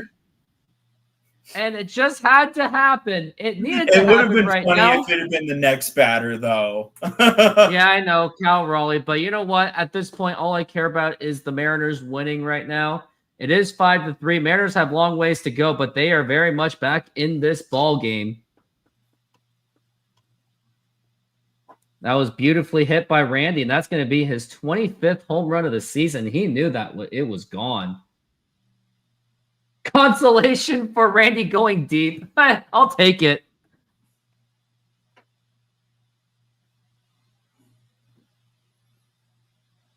And now here is Cal Raleigh up to the plate. Now the pitch. And now it's going to be a foul ball. He looked like he was going to go for it. You know what, Cal Raleigh? Hit that home run. I don't care. I don't care if I lost this bet. But we got to get ourselves back in this game. Well, and also you got to keep up with the roids users. As we're at 0-1. And now the pitch. And that is way inside for a ball. 1-1. Cal Raleigh, who hit his 50th home run of the season, he is the second Mariner in history to hit 50 home runs in a season. And take a guess who was the first one and the 1-1. That is up high for a ball. There's this image of this, young kid stealing the baseball in front of his dad. I'm going to say that young kid there. Yeah. Yeah, good old Griffey. And it's a 2-1. Low for a ball, 3-1. As we're at 3-1 for Cal Raleigh. And we need more people like RGR21. Imagine if I had 5 of those. Ah, yes. And now the 3-1. Swing and a miss, strike 2. Got greedy on that one. I mean, it's not out of the question. Like, as long as I feel like as long as I just keep doing this, then yeah. Hey, I'll have 5 RGR21s, and there might be someone that might look RGR21 look bad. Could happen in the future. Yeah. And the Brewers have won their 83rd game of the season. The 3-2. Up high for ball 4, take your base. And now it's going to be Julio Rodriguez up to the plate. And he is the tying run at the plate. And here comes the manager, and looks like he has seen enough. He has seen enough. He's going to pull out Dylan Cease. He's going to bring in the bullpen for someone that has 87 pitches as well. And now we'll be back. Yeah, it's clear that he lost it. I guess so. Now I'm trying to see if I can find a funny video out of the Everett Aqua Sox game I went to. But a crazy thing about looking at this Brewers win here is how they're beating teams is not beating you by home runs. Sure, they hit them, but if you actually look at most of the Brewers' victories, they usually beat you by just getting people on base. And I don't think anyone can beat them. They look unbeatable. Because they are fundamentally different. Because if you're living and dying by a home run, you can be defeated by a good pitcher. Especially if your game plan coming in is just, we're not going to let these high home run hitters beat us. Like, just Well, that's what happened in the 97 Mariners. Was they were all home run loaded teams and home run loaded players, and then they lost to the Baltimore Orioles because Mike Mussina figured them out. The Yankees in 2022, they were all about the home run. Judge basically carried them to the playoffs, and they almost got defeated by the Guardians if it wasn't for a ill-timed and ill-fated celebration by, was it Naylor? It was Naylor, wasn't it? Yeah, who taunted them, and then Cleveland ended up choking the series. If it wasn't for that, they would have lost there. But then the Astros just embarrassed them because that pitching squad just said, "You're not beating us with home runs. Beat us with something else." Pretty much. Like, literally in one game, they got 3 hits the entire game, and combined, like, the Yankees bats like had, I think over that 4-game sweep, they struck out like 40 or 50 times. It was ridiculous. And now we are back from the break, and this is Jason Adam back here. And also at the end of this game, I will be talking about my fantasy baseball team as we are in the last week of the regular season. Now here's Julio Rodriguez up to the plate. Fantasy baseball. And now the pitch. Swing and a miss, and that is strike one. He was trying to really go for that home run, which he doesn't really have to. As he is 0 for 4 against Jason Adam. Another reason why he was brought in, because Julio Rodriguez struggles against Jason Adam on the matchups. And I'm going to guess now we're at also probably is. And now the 0-1. Swing and a miss, strike 2. It's not. I don't even think it's so much of Julio struggling. I think it's just that Julio is just undisciplined. Well, he swung at that way outside. They told me to hit home run ball. As we're at 0-2 for Julio. Let's see if what Julio's got here. As we're at 0-2.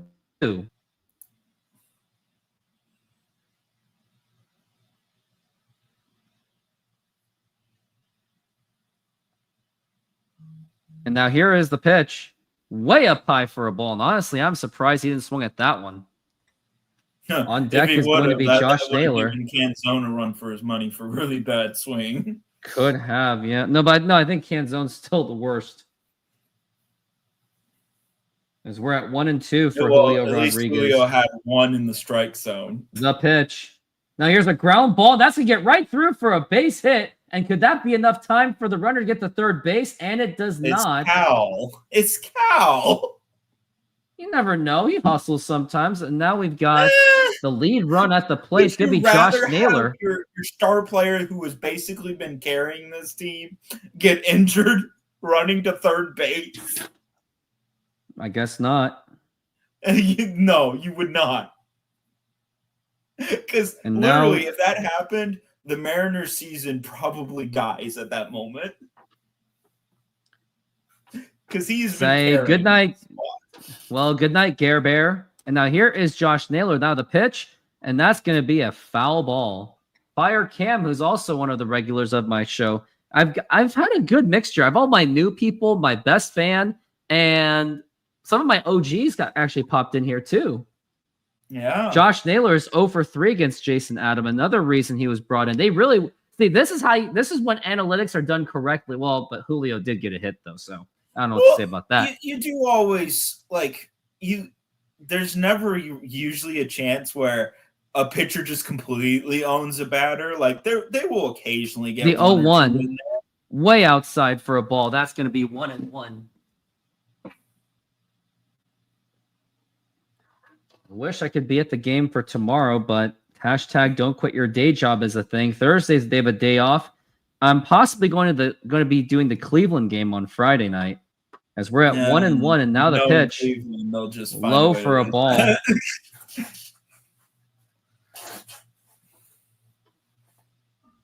As we're at 2-1.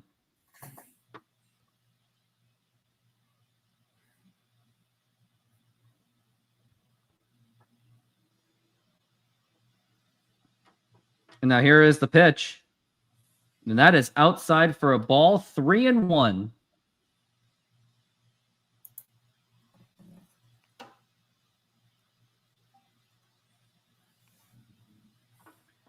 And Eugenio Suarez is on deck. Which I'm going to guess also Suarez probably doesn't have a good matchup against him. And the 3-1. And a swing and a miss right down the middle, and that's going to be strike 2. And Josh Naylor looked like he was going to try to bomb that one. Again, still trying to murder the baseball. As now we're at 3-2. On to Josh Naylor. And the Mariners have really got to find ways to get themselves more back into this game. They have a chance to take the lead, actually, or at least tie the game, especially if one out. Just don't be hitting into double plays. Yeah. Well, and even in this situation, you really can't do a sac fly unless it was at the warning track because, again, you got Cal there. No, you can't. Even with like Ichiro or Ricky Henderson, you're not getting a sacrifice fly at second base. The pitch, and that's going to be popped up into left center field, and no one's going to be moving, and he makes the catch, and that's going to be 2 outs, and now it's going to be up to this guy to see what he can do. All right, guys, goodbyes only. Don't forget it. Stop it. Thank you. It's going to be up to Eugenio Suarez. So he's a 500 hitter against him, and 9. It looks like 9 at bats, or is it 6? Must be most of those numbers must be from his days with the Diamondbacks. Yeah, he's 3 for 6. 3 singles, RBI, and a run. I think you can at least get a run out on that one. And if you hit on the gap, you can get Julio to score. And now the pitch, swing and a miss, strike 1. But when it's Mariners and Suarez, it doesn't really matter. Well, and also this is a player that the Padres should know how to play against because they've played against him already. And now we're at 0-1 for Eugenio Suarez. And now the pitch. And that is clearly right in there for a strike. Don't know why he didn't go for that one. Probably didn't like the breaking ball, and that's going to be 0-2. And the way I'm seeing it, never mind, not the way I'm seeing it. We're at 0-2 for Suarez. And now here is the pitch. And a fly ball to deep left field. Fouled. Because I knew you were going to get that. It looked really good, too. Yeah. Now we're at 0-2. For a guy hitting 500, it doesn't look like he is hitting 500 against him. And now here is the 0-2 pitch. And now here's a fly ball to deep left field. And that is he gone. followed it up there. That is a 3-run home run by Let's see. Suarez. And the Mariners have taken the lead to make it 6-5. And that was just absolutely blasted. And it's Mariners 5, San Diego 5. And I have got to play this right now. All right, guys, goodbyes only. Don't forget it. Stop it. Thank you. It's 5-6. Oh, 5-6, huh? Oh, Yeah. boo-hoo. Let me play a sad song for you on the world's smallest violin. This is serious. I know. You have the lead. You said 5-5. You were discounting yourself a run. Did I really say 5-5? Yes. And then you played the smallest violin. I better check that. Then I have to do a little. Then I have to do a voice dub.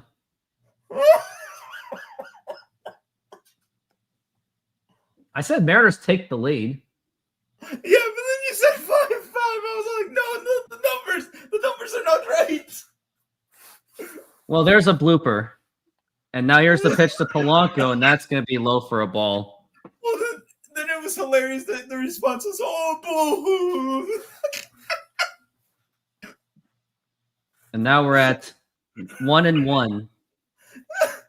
If the Padres get a run back, And the that's pitch. going to be for the whole smile is violent thing. And that's going to be popped up into the third base, and he makes the catch, and that's going to retire the side. But this guy did something. All right, guys, goodbyes only. Don't forget it. Stop it. Thank That was absolutely needed. It's rare for him to do something in a Mariners uniform, but he did.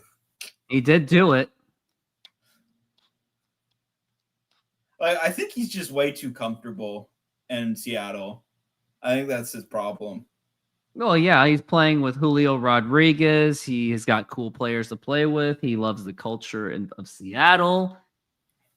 Yeah, so And he's not that's all you can say. just showing up to a job or something like that, which he really needs to. If he wants to get another big contract, he really needs to play it like it's a job. I guess Friendship so. second, job first. Here, I'm going to review my clip. Just going to review it really quick. We have an official review. Previous play is under further review. Oh, man, you got to do that.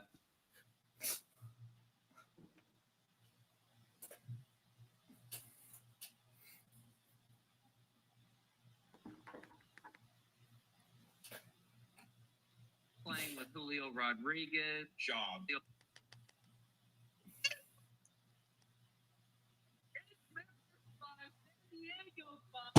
I did do it. And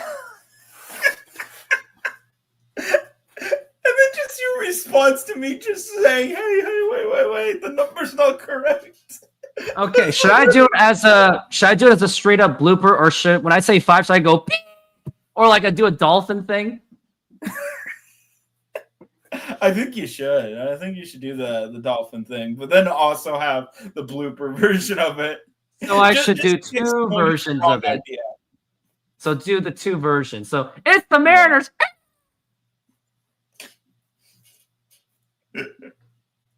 Oh, jeez. Oh. Bloopers. That's a lot of things. That's a lot of things I do. Yeah. Well, it's like, and the Mariners, blah, and the Mariners, blah. What is wrong Remember with that me? Blue Jays game. Rowdy Tellez too. Yeah, Burger King man. And the pitch. That's gonna be way up high for a ball. Can't believe the Mariners did this on 2 3-run home runs. Yeah. As we're at 1-0 so far. And now the pitch. And that's going to be right in there for a strike. Okay, what's worse? Saying the score wrong or saying the capitals of the world? Or that's more apples and oranges at that point. Yeah. Can't be compared. As we're at 1-1 the pitch. Hence why politics are not allowed on this channel. Now, if you want to say it on your chat, on the chat, then fine. But I'm just going to say, okay. That's the best I can do. As we're at 1-2 for Gavin Sheets. And now the pitch. And that's going to be outside for a ball. Well, I'm all, there are worse bloopers you could do. As we're at 2-2. At least just the score being wrong, but And there are 2-2. worse. And that is a foul ball.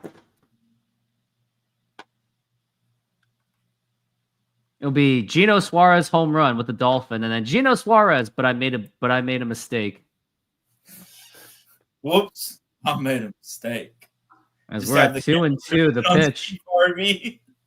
And that's going to be 3-2. And by the way, Castillo has been pulled from the game in case anyone did not notice. 6 strikeouts on 87 pitches. Yeah, I think it was time.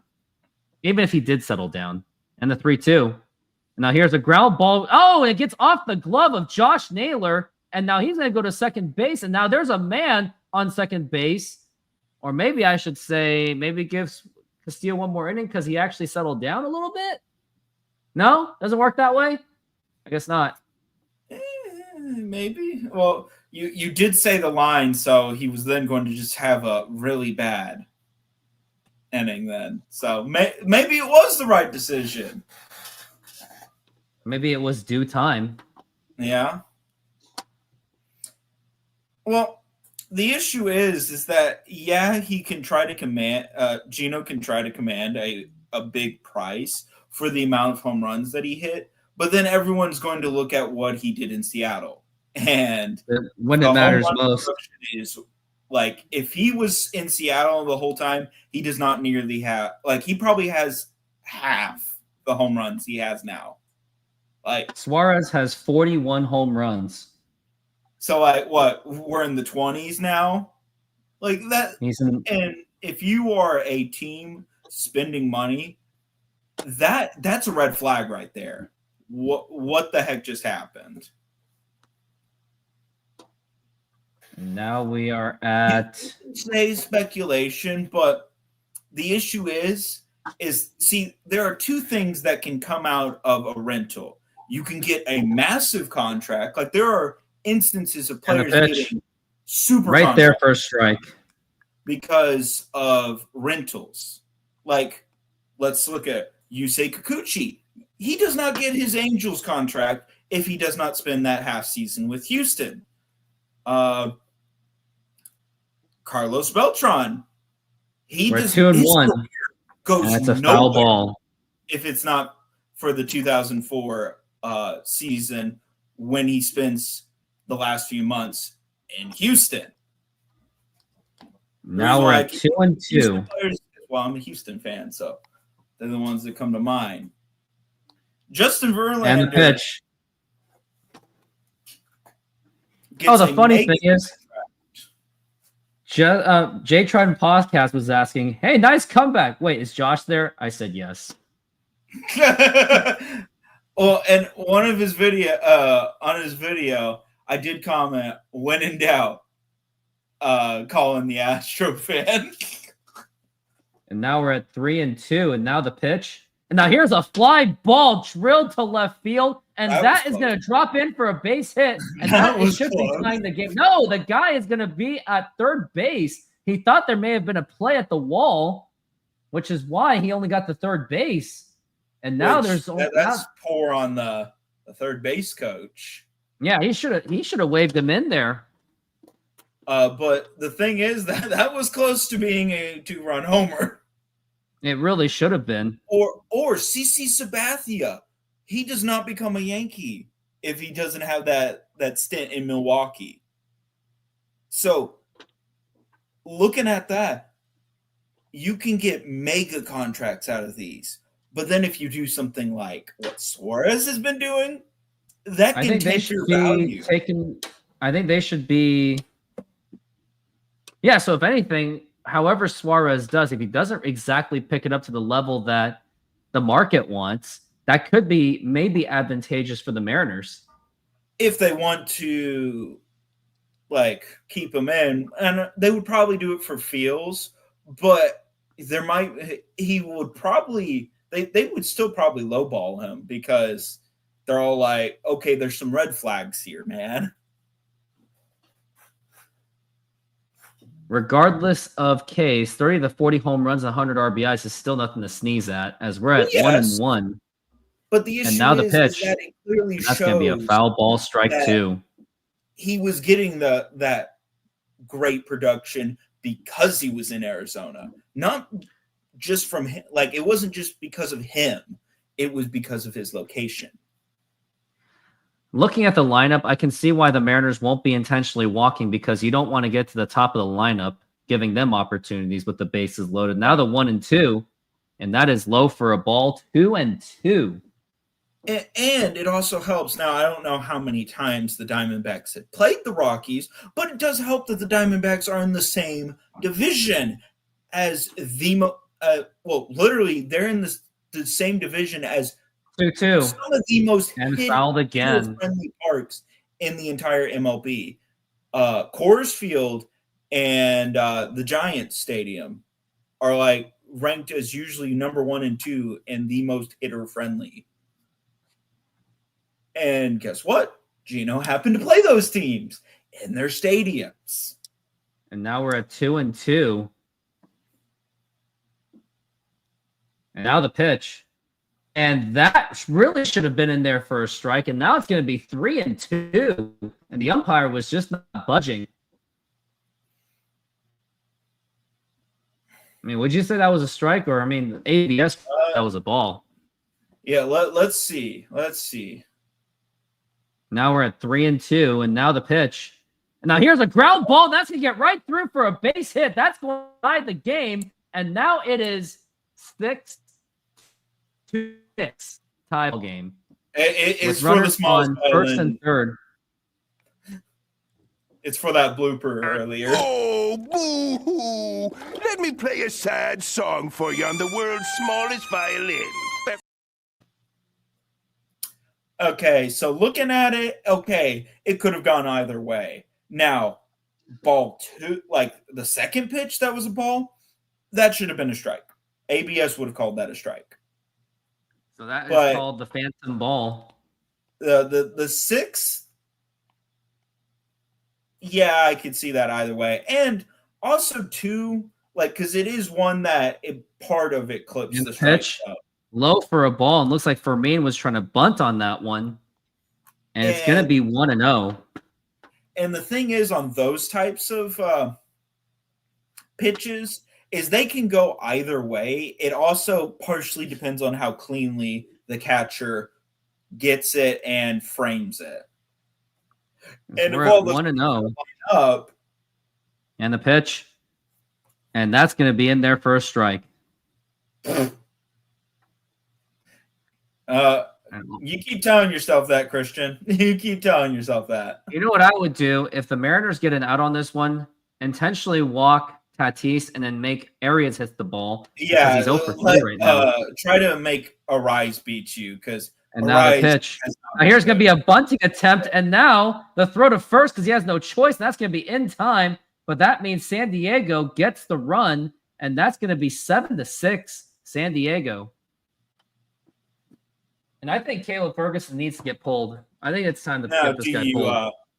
Well, also, Tatis has one at bat, and he got a hit against Ferguson. So I could see them also saying, you know what? Because do you still walk Tatis here? I would walk Tatis on this one. Yeah, and just make Arise beat you. And pull out Ferguson, too. Yeah, I could see that. But the issue is if Arise ends up beating you, then it's Manny Machado coming up. And that is, ooh. Like, this is not the part of the lineup you want to be in. Oh, Gabe Spires here come, Gabe Spires came in as Dan Wilson has seen enough. Not a good game for Ferguson. So what do you think about that comment by Christian? Don't really put much into it. But no, I'm just all like, you keep telling yourself that. The Brewers have 83 wins.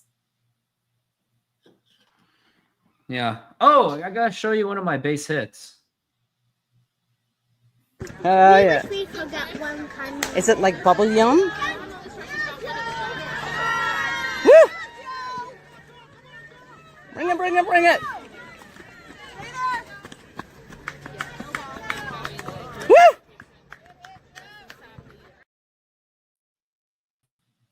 Nice.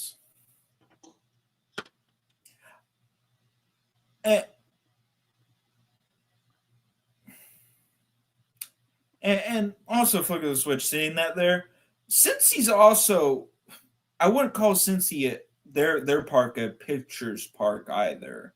Like, no, Cincy is a pure hitter's park.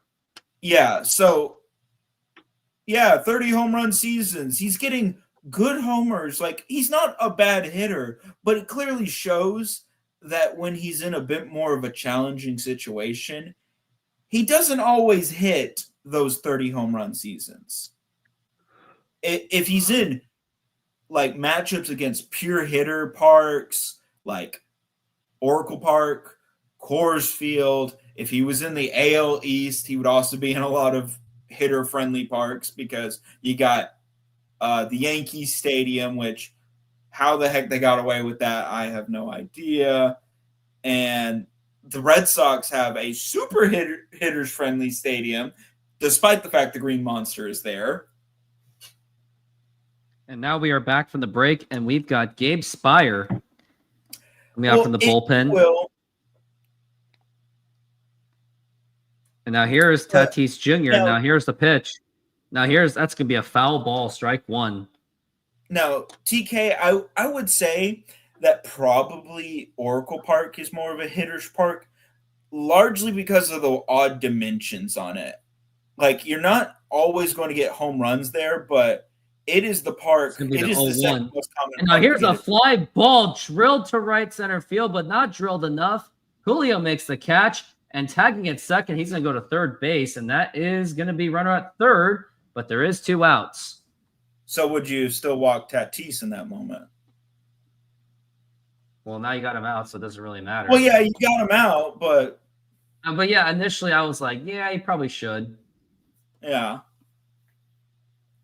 But yeah, usually from what I've read on it, is typically Oracle Park is considered usually number 2 in the most hitter-friendly park, just because of its odd dimensions. The McCovey Cove, and now the pitch. Yeah, that Triples Alley. It doesn't get the name Triples Alley.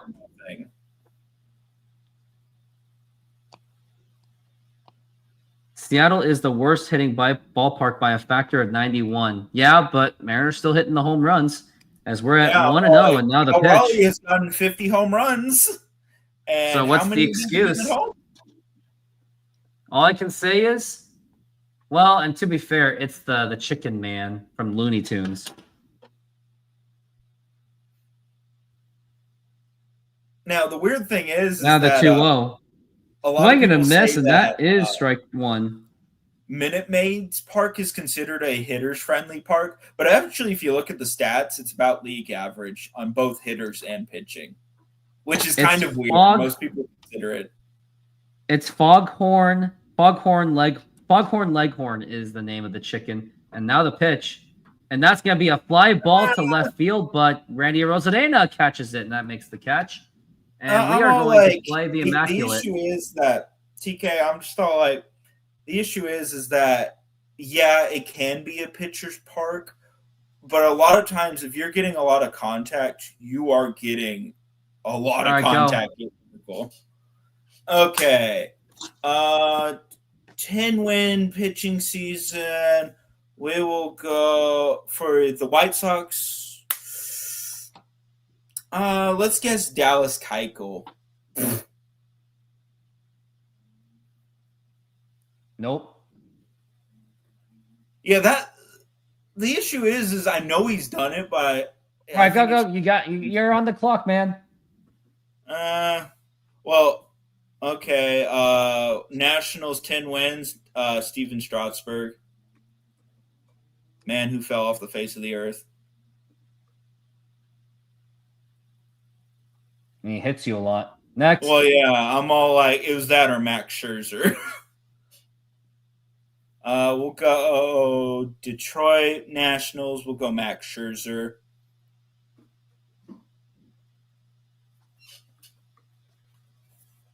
Which he's going to hit a lot, but honestly, I'm just trying to get entries in here. Twins All-Star. Let's go Byron Buxton, because he's probably done it once. Detroit All-Star. Let's go Prince Fielder.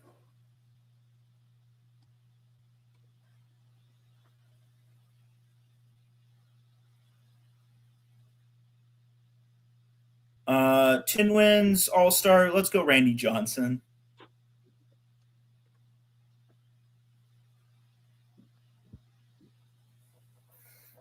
Sox, Last one. 10 wins, Chris Sale.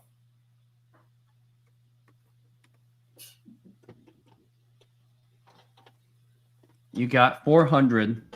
Not too bad. Not too bad for having like literally two guys that were like a lot. And a pitch. And that's going to be in there for a strike. And that's going to be mine for the next one. Nice.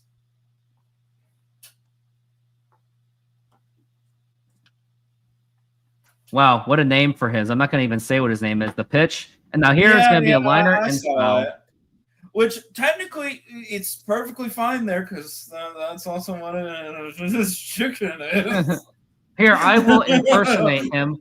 I will impersonate him by the foghorn accent. Seattle is the worst hitting park by ballpark factor of 91. For home run, it's ranked 20th. I say, what, boy? But to Christian, if he's still in the chat, Brewers are 83 and 50. Cubs are 76 and 55. Oh my gosh, what a run. Yeah, the Brewers can't be stopped. Now, not 2001 Mariners stopped or 1998 Yankees stopped in regular season, the 0-2, but still, and that's going to be a foul ball. Well, and the thing is that what makes them different is just because they're being like just pure hitting. They're not going for your home runs. Like, sure, they have their home run hitters there, but they're just trying to get singles, doubles. 0-2, low for a ball. On base. And it's beating teams up because most of these teams are built for hitting home runs first and foremost. We're at 1-2 for Canzone. 0-2 for Canzone. The pitch, 1-2. Swing and a miss, strike 3, and that's going to be one out. If the Brewers say make a deep run, you will probably see teams reevaluating how they develop hitters. Because if the Brewers make a deep run or win the World Series, which who knows, they probably won't, because there'll be a team that will find an answer for them. But now here's J.P. Crawford, and now the pitch, and that's going to be a foul ball. The thing is, if it's a deep run, you'll see a lot more teams taking notice that, hey, we need guys that can hit singles, doubles, and run fast, get on base, because we just need to get the guys on base and not just getting guys that just hit for power. 0-1. Just power. It's going to be up high for a ball. Because it's really the ideal batting lineup is you need guys that hit for contact and guys that hit for power. You need both of them. But so many teams are just saying, we want power, we don't want contact. Which the Mariners do, unfortunately. Yeah, but so many teams these last few years have fallen into that. Now we're at 2-1 for JP. And now the pitch. And that's going to be in there for a strike. And after this inning, I will be going to do my immaculate You'll grid. probably beat the score of 400. Just going to say it. You're probably going to beat that score. Good shot. As now we're at 2-2 on JP. And I still can't believe that one time. Swing and a miss, strike 3. And what's up with that half-ass swing by JP? Like, you could be a crybaby all you want when you don't get calls going your way, but you make shitty swings. And there's reasons why people are saying there is Colt Emerson literally right on your ass by next year. So you better pick it up by the end of this season, or else your time is up in Seattle, kid. Boy. Yeah. Or knowing the Mariners, they'll just be all like, good feelings, good vibes, we're going to keep them. Oh! Pretty much. And now that's going to be 1-0 for Cole Young. Now, I will say, going back to that Geno situation, if he will get a decent-sized contract, but the more he's like this and not like he was in Arizona, the less money it's going to give him, and the more likely that the Mariners will sign him. Now, that could be a detriment, especially if he can't turn it around, because then literally you are taking up one whole spot of your That infield. is a foul ball. Foul ball. That's going to be 1-2.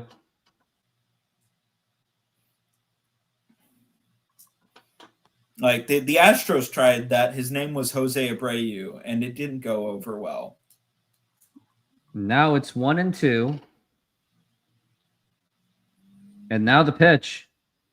And that is strike 3 called. 3 strikeouts in a row, and that is going to retire the side. And now we're going to go into this. All right. Sox and Reds. Give me Ken Griffey Jr. Ouch. Wow. Actually, I thought that there wasn't going to be a lot there. I didn't think so either, because who would have thought about that? I guess that's what everyone thinks.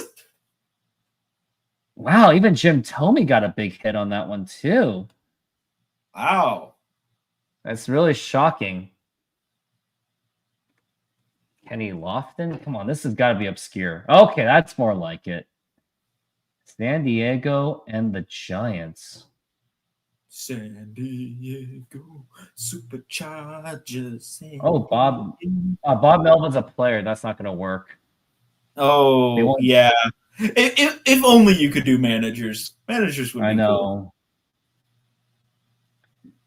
Okay. And if you could do managers and the Reds and the Giants were in a certain way, you could do Dusty Baker. Yeah, whatever.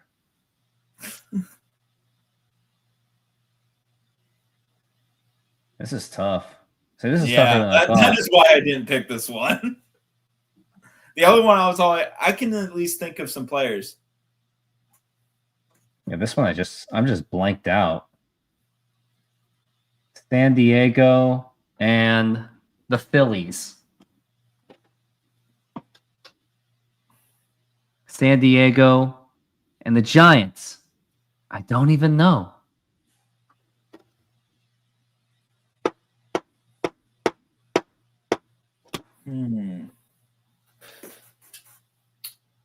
Nope, not San Javier.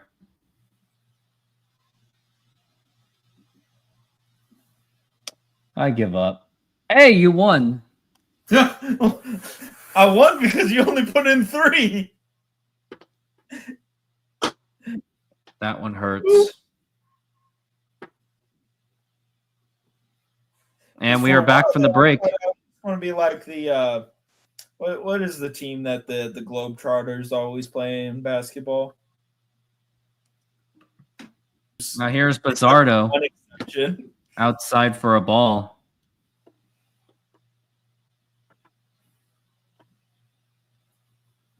Oh, wait. So you just got out of the inning with Gabe Spire and you're wasting another pitcher in the bullpen? Why? Why? Only 6 pitches.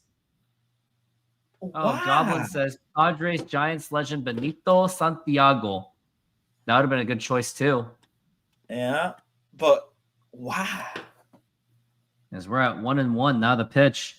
We're just wasting our pitchers. That's what we're doing. Yeah, literally. You should take the gift that Castillo gave you, which was 5 innings of work, and make it to where you don't use up a bunch of your bullpen pitching. And that is a strike.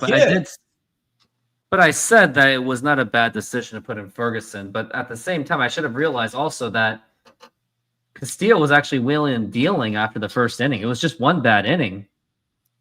Yeah. We're at 2-2. And now the pitch.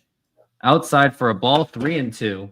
But now, and literally 4 outs now, or 3 or 4 outs now? Literally, you've wasted. Now here's a ground ball right to Cole Young. Toss over the first, and that's going to be in time. You've wasted 3 pitchers now in the span of a few outs. That's not good management. No, it's terrible. This is the same thing Scott Servais did. Because you don't want your guys to be gassed, especially if you're going to be the team that lives and dies by the home run. Because one thing that helped the Now Astros in 2022 is while they were a team that largely did depend on getting the doubles and the home runs, what helped them was their pitching, their starting pitching and their bullpen pitching. That's what Now we're at carried them. 0-1 and the pitch. And that's going to be in there for a strike. So you need healthy pitching that isn't gassed. Now we're at 0-2. We got Mason Miller in the bullpen. That's going to be dangerous. Oh yeah, I forgot that he was inside for a ball in San Diego now. Now we're at 1-2. And Xander Bogaerts, who will be playing on, I'm going to guess, 1-2. Team Netherlands. Now here's a ground ball. That's going to get right through for a base hit. And now you got runner on first base with 1 out. And now next up to the bat, it is going to be Xander Bogaerts, who's going to represent Team Netherlands. Yep, Team Netherlands. You know, Keith Olbermann made a very controversial statement about the World Baseball Classic, and somehow he didn't get the cancel culture. He said... Yeah, and that was because of Edwin Diaz, right? Or it was Edwin Diaz. And here's the thing. Oh, now here's a fly ball by Bogaerts to left center field. Still running is Julio Rodriguez, and he makes the catch, and that is going to be 2 outs. Imagine if anyone opposite of Keith Olbermann said that. Like, imagine if Tom Brenneman said that. Can you imagine if... Yeah. Well, and also there were some people who made some really insensitive comments when Freddie Freeman got injured while he was playing for Team Canada. And people were all like, he's playing for Team Canada because he wants to honor his late mother. And Keith Olbermann must have said something. So sit down and shut up, essentially. But we all know why Keith Olbermann got away with it, because as long as you hate that one person and it starts with a T, you can basically do whatever you want. Yeah. And now we're at, unless you're Kathy Griffin, that did not go well for her.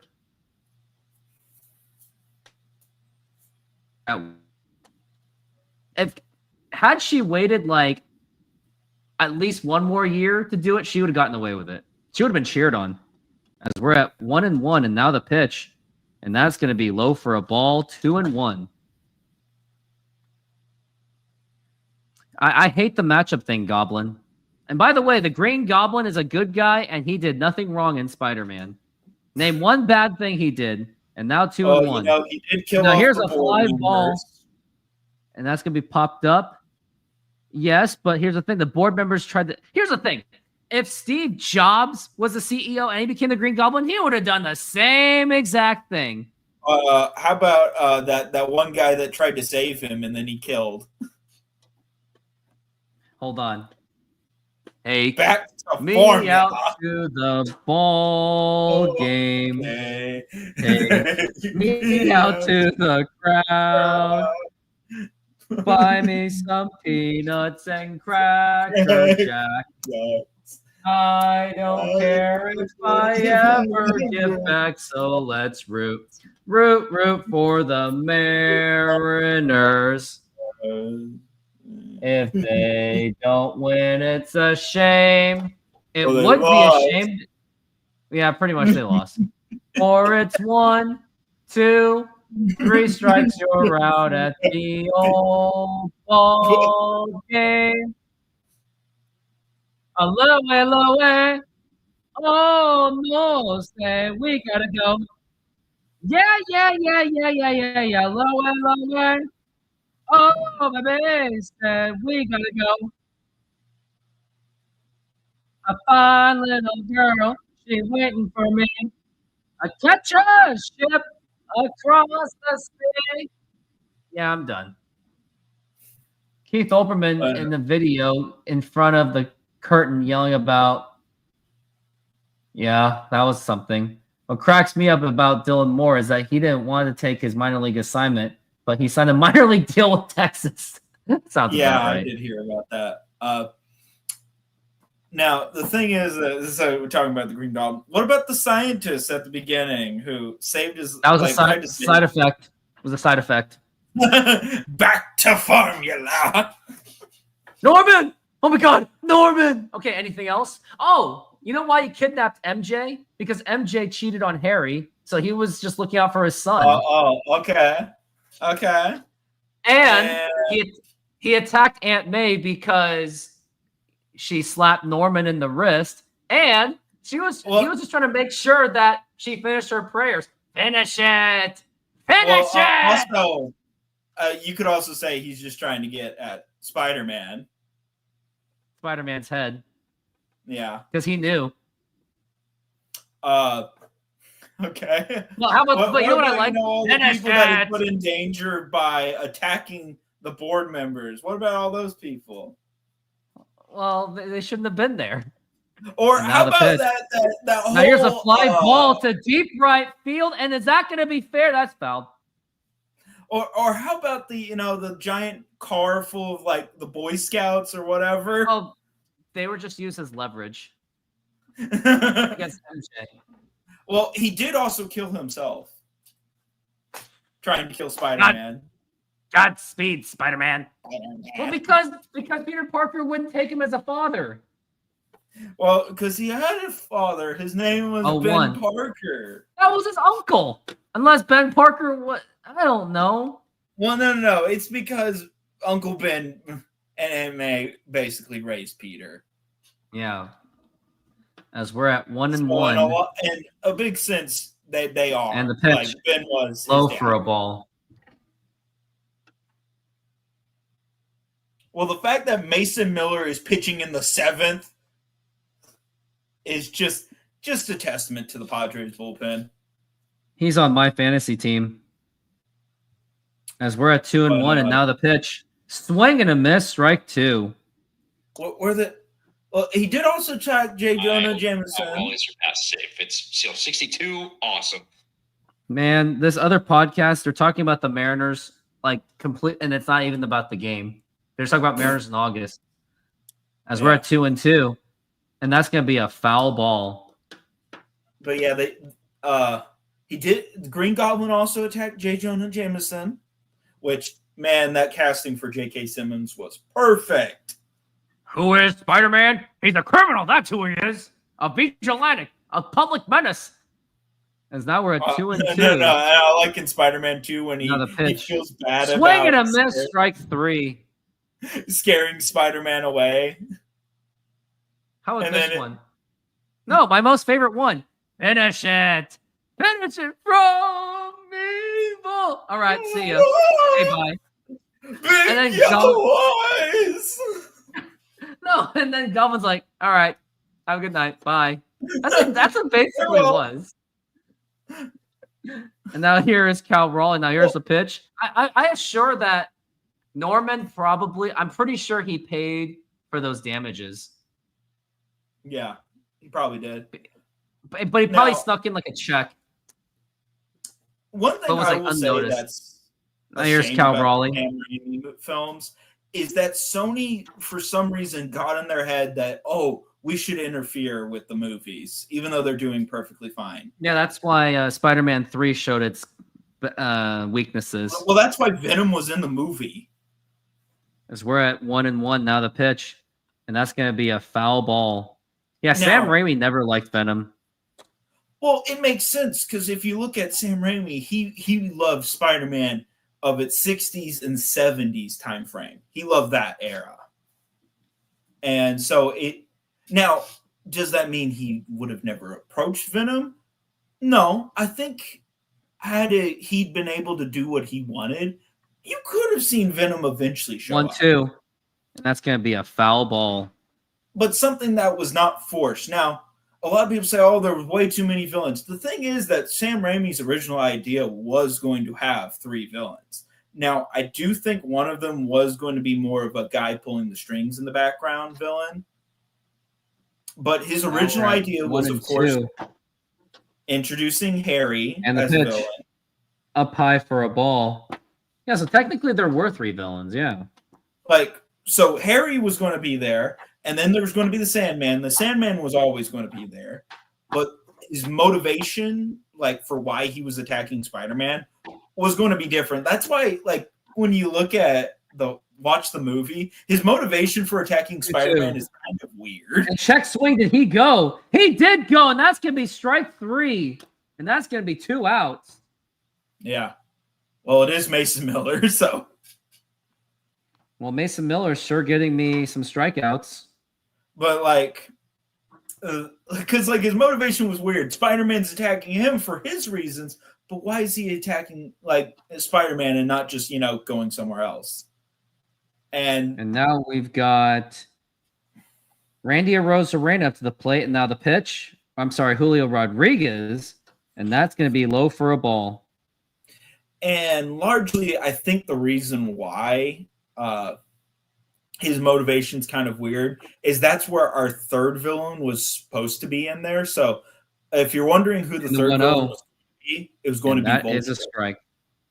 And Vulture was going to hinge the fact that Sandman's daughter is sick with some rare illness. That I can't remember if the movie actually ever said what it was, but she is sick with something. That's why he's stealing. Now here's going to be swing and a miss. That's going to be foul, swing and a miss, strike 2, and that's going to be 1-2 for Julio Rodriguez. So what Vulture was going to do is he was going to know about this and then have leverage. Oh, I have the thing that will save your daughter's life, but you have to go do this for me, and you have to go attack Spider-Man essentially. And now the 1-2 and foul back. Now his plan for Spider-Man 4, largely you don't know exactly what he was going to do for Spider-Man 4 because Vulture got then moved over to Spider-Man 4 just because of him being pushed out in Spider-Man 3. But if I had to guess, 1-2 up high for a ball, 2-2. Spider-Man 4 was probably going to have the Lizard just because they had introduced Dr. Connors. Like, they had name dropped him in the first one, and then he was in the next 2. So it would make sense that they would have done the Lizard. 2-2.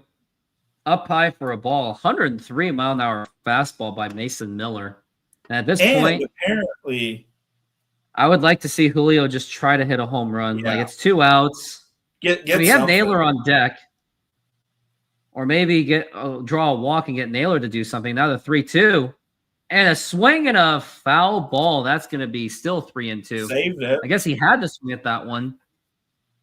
But Mets winning it. Crypto Slimmer thinks Mets are winning it all this year. I'm all like, are you one of those Mets fans who we make jokes about that for whatever reason the Mets are going to win it all this year? And that's going to be a foul ball. But the Mets did win a World Series in 1986, so I can't really laugh at them too much. Yeah.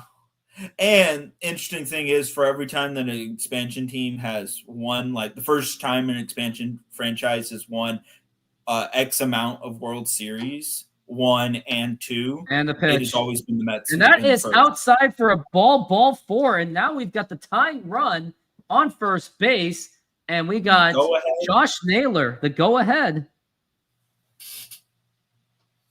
But now let's see what really can happen.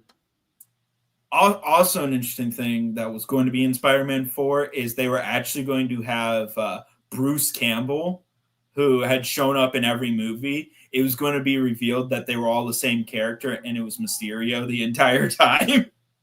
And the pitch, and that's going to be low for a ball. Josh Naylor is now 1 for 3, and the Mariners could really use all the help that they can get. Yeah, looks like we got the pitching coach coming out, and he says, "Don't worry, it's T-Mobile Park. Mariners stink anyway." That's what he's saying to him right now. He's just saying you gotta get the one out, man. But get that one out, it'll be easy. But yeah, Sony wanted to do some interference in that, and then in Spider-Man 4 did more interference, making it to where Raimi walked away from the project, which is honestly a shame. Though he has expressed that since No Way Home happened and that he is interested in doing superhero movies again, he has expressed that if some ground rules were established, he would be, and if Tobey Maguire wanted to, he would be all for directing a Spider-Man 4, which would be so cool. And now we're at 1-0 for Naylor, and now the pitch, and that's going to be a foul ball, as we're at 1-1.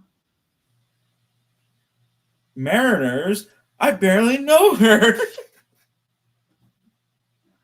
We don't need Spider-Man movies. Well, yeah, definitely not Tom Holland. We're done with Tom Holland. Well, they're making a fourth one. Yeah, unfortunately, and I'm not going to watch it. Well, we'll just see how it goes. It's going to be hard to top the previous one, but honestly, and that's going to be 1 and 2. No. How about Spider-Verse 3? When it was supposed to come out in 2023, and it's been pushed to 2027 now. Oh my gosh! And now we're at 1 and 2. Because honestly, out of the Spider-Man series, it's all for money. It's always been all for money. Sure, there might be a director who says, "Oh, I'm really passionate about this," but the only reason why they get the green light is for money. Pretty much. And typically they have to then direct something that gets a bit of money or something like that, or be a part of a project that makes a lot of money to then direct the artsy fartsy thing. And the 1-2. The only reason why they do the artsy fartsy is because they get the awards and then get the money for getting said awards. Now we're at 1 and 2. Yeah, just like Star Wars is purely just milking for money, unfortunately. Yeah. But the Ray project, but the new Ray trilogy keeps being delayed though. Or no. The issue is when you watch the sequel trilogy and the pitch out, and that's going to be a ball. There was a very different idea for how the sequel trilogy was supposed to go. And then Rian Johnson happened. Uh-huh. And now we're at 2 and 2. And then you got, they fly now? And the 2-2 pitch. And now here's a fly ball line drive, and that is going to be a base hit. And I think Julio's going to go to third base. And now we got runners on first and third with 2 outs. He was already running at that point. He was stealing. I mean, he had to. Mason Miller is now feeling trouble, but don't forget, it is the Mariners. You're getting close to the bottom of the lineup, and that was on a pitch-out attempt, too. And now it's going to be Eugenio Suarez, and the question is, does he have another home run in him? That is the ultimate question.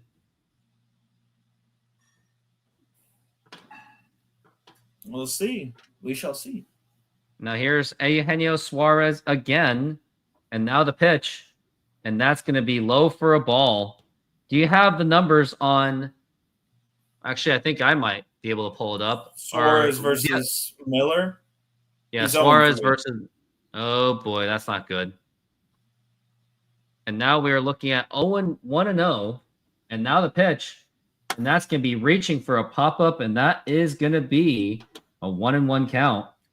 Well, honestly, I'm just going to say this, Goblin. I don't think anyone knows what cinema is anymore. No one does.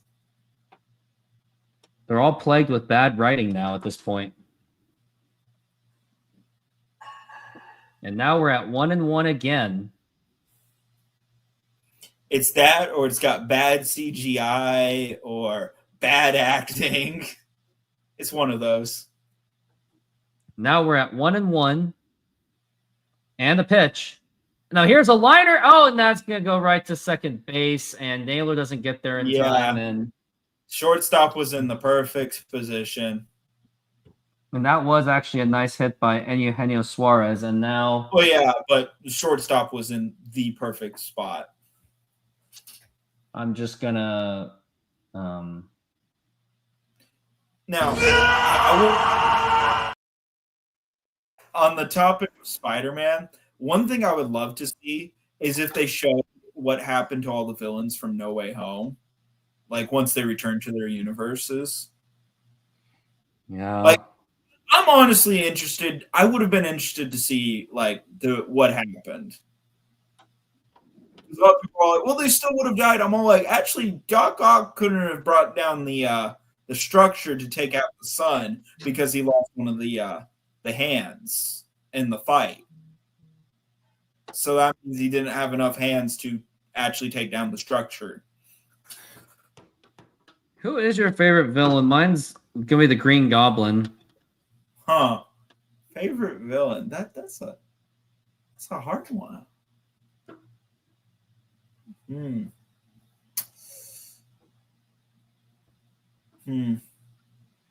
I think I would have to go with Thanos. Just because Thanos? Well, Josh Brolin sold that role. Thanos is OP though. Thanos.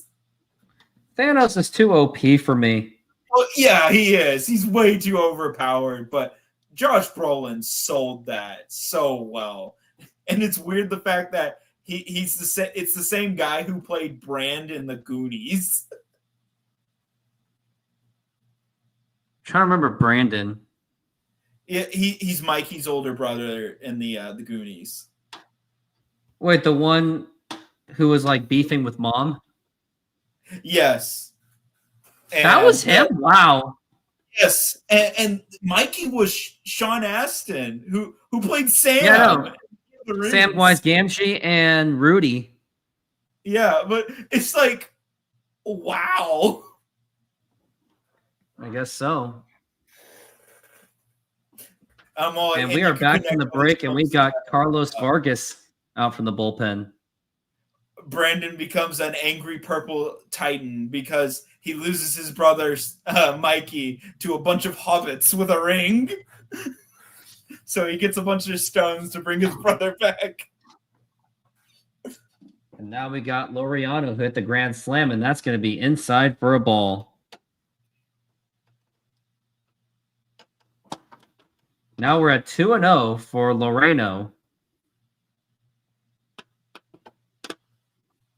And now here is the pitch. And that's going to be in there for a strike.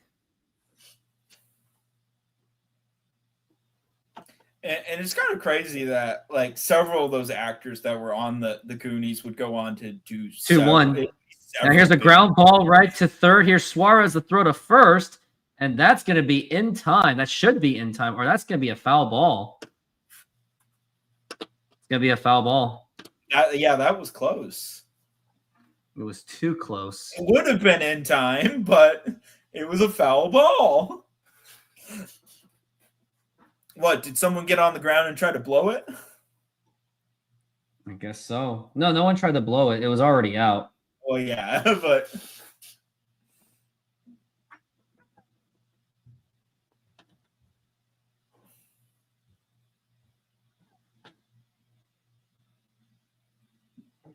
Now we're at 2-2 on Laureano.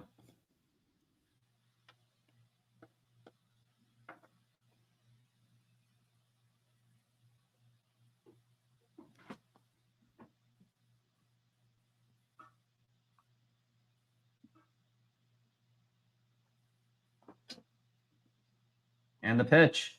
And now here's going to be a liner to center field, and Julio makes the catch. He leaps for it. And that's going to be 1 out.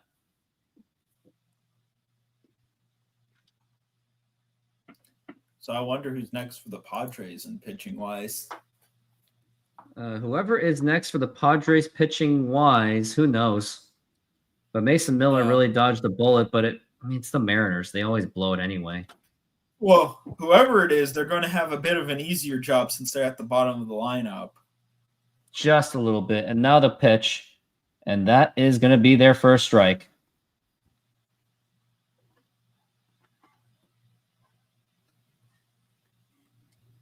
Oh, and look, the Rangers are back at 500 again.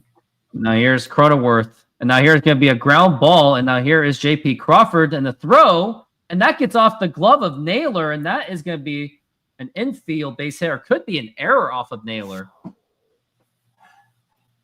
Let me look and see what they're scoring at. Yeah, that's what we're looking at right now. Still saying as a single. I guess they're saying that he still could have beat it out. Yeah, no, I guess no way, huh?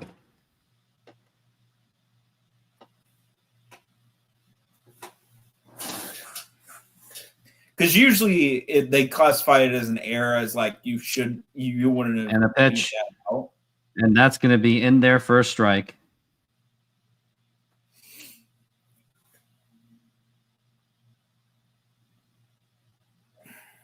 And so, yeah, what are the Mariners doing? Why are they wasting so many bullpen pitchers here? And now we're at 0-1. What's the strategy? To fake them out or to psych them out? They could have at least saved Gabe Spire, and right now Bizzardo should be pitching. Now here's a ground ball, and that's basically a glorified bunt to throw to first, and that is not in time. And now we've got runners on first and second with just one out. And with Tatis up? Ooh. Sure, Vargas it's not looking good. Has if you're like me and you want to see the domination in this matchup, but still, ooh. So, but you can't really walk him here. But Astro fan, good luck charm. Yeah, well, it's a tough one.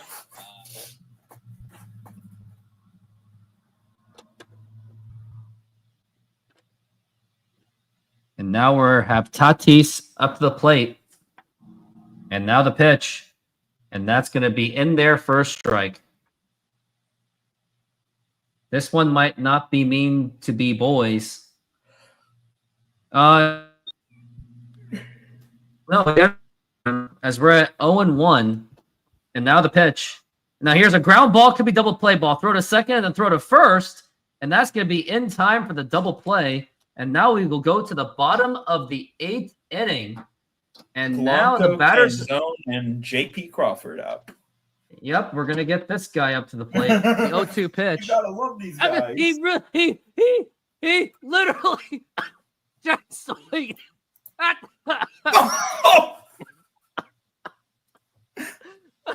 He literally just swinged at None the of those dirt. were in the strike zone. It wasn't even in the strike zone, and he just swinged it. Like, why? Like, literally, that wasn't Taylor Scott being good. That was just really you just bad. swinging at crap. Well, the best one where it really all started in the live streaming was the 50 Shades Mariners free. Mariners. That was a great one. That was a great comment. 50 Shades Mariners free, or well, yeah, it was. I did 50 Shades of Mariners, 50 Shades of Mariners darker, and 50 Shades of Mariners freed. Oh my god! I bet you were just laughing your butt off when Mike extremely exploded. I put the first one in there, I was all like, "Oh, this is hilarious!" Just to go with the conversation, and then I just. Oh man, it's too bad we don't have him anymore. Yeah. Unfortunately, we had a mutual parting of ways. Yeah. Due to, you probably were aware of it maybe, but it was due to unforeseen controversies. That I was like, oh, you know about it too. And I was like, yeah, I can't do this.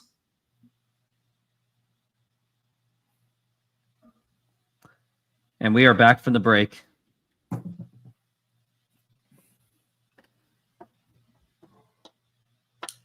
Now, out of all the superhero films that have been made, like this century, which one would you say, like, out of all the actors, who's been your favorite actor as a superhero? Tobey Maguire. Tobey Maguire's up there. I'm still going to go with Hugh Jackman. Hugh Jackman as the Wolverine. He did that role to perfection. You know, I had a huge crush on Rogue when I was a kid. The dangerous. And Bobby cheated on Rogue. Yeah, but it made sense. I know, but it was still pretty crappy. Now the pitch to It Polanco.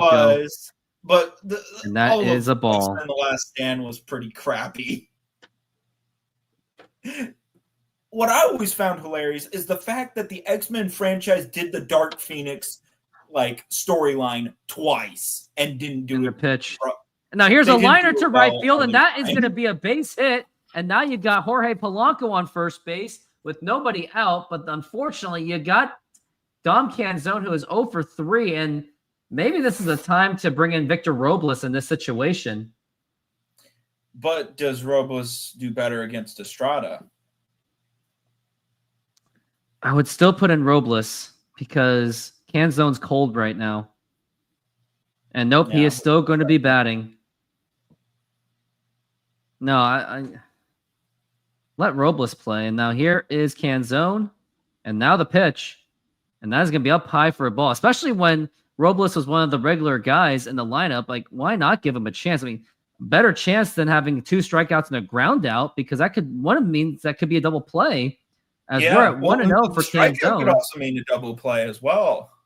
And then If 1-0. Crawford was being Swinging him. stupid. What kind of swing is that? That's Did you see Canzone. that? Well, I didn't get to see the swing because MLB.com doesn't provide that, but it was probably a Canzone swing.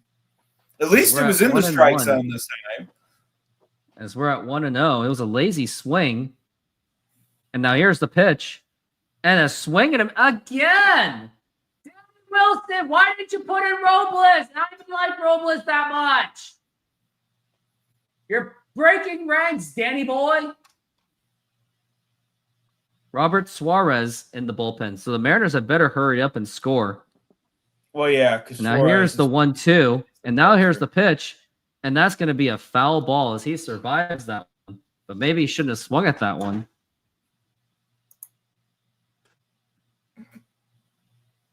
I can't believe they're doing the whole Vetter Cup and they're trying to make it a big deal. No one cares. First, no one cares about the rivalry. I can tell you that. And now we're at 1-2. Honestly, And the pitch. Swing if and a they ever miss, went back strike through- 3, and that's going to be 1 out. if they went back through and fixed some of the rivalries, honestly, they should make it Brewers, Mariners. They should. That's the one that would make sense. If you're doing a cross-league rivalry, that's the rivalry that makes sense. Now here's J.P. Crawford up to the plate. And now here's the pitch. They have the shared history. And that's going to be right in their first strike as we are at 0-1 on JP. But it doesn't wind out perfectly. Because, like, the thing is that the Astros and Rangers, because of Bud Selig, their cross-league rivalry for a was ball. ruined. Like, you want to know who the team's rivals are now? They actually trade off every few years. It's the Diamondbacks and the Rockies. Now we're at 1-1 for Crawford. As I am so focused on this game. Now the pitch. And now here's a fly ball to center field. And that's not going to go anywhere. And he makes Good the move, catch. And runner, Polanco's actually going to second base. And the throw to second, he actually gets there. So now we got a runner in scoring position. And the batter's going to be up next is Cole Young. But I don't know. I don't know if Cole Young has it in him.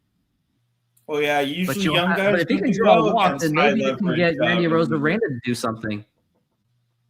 But the issue is you're on 2 outs. That is the issue. But drawing a walk, I would not mind. I think that's what Cole Young, I would think, is going to try to do. It's going to be hard because usually high leverage relief like eats up rookies. That's the thing. Yeah. Now here's the pitch to Cole. And that's going to be right in their first strike. He is 0 for 2 on the day. He has a walk, though. But he is 0 for 2. And that walk scored him a run? Yep. He has 4 home runs as a rookie. And now the pitch. Low for a ball. That nearly got away as Polanco was looking at going to third base. And that's going to be 1-1 for Cole Young.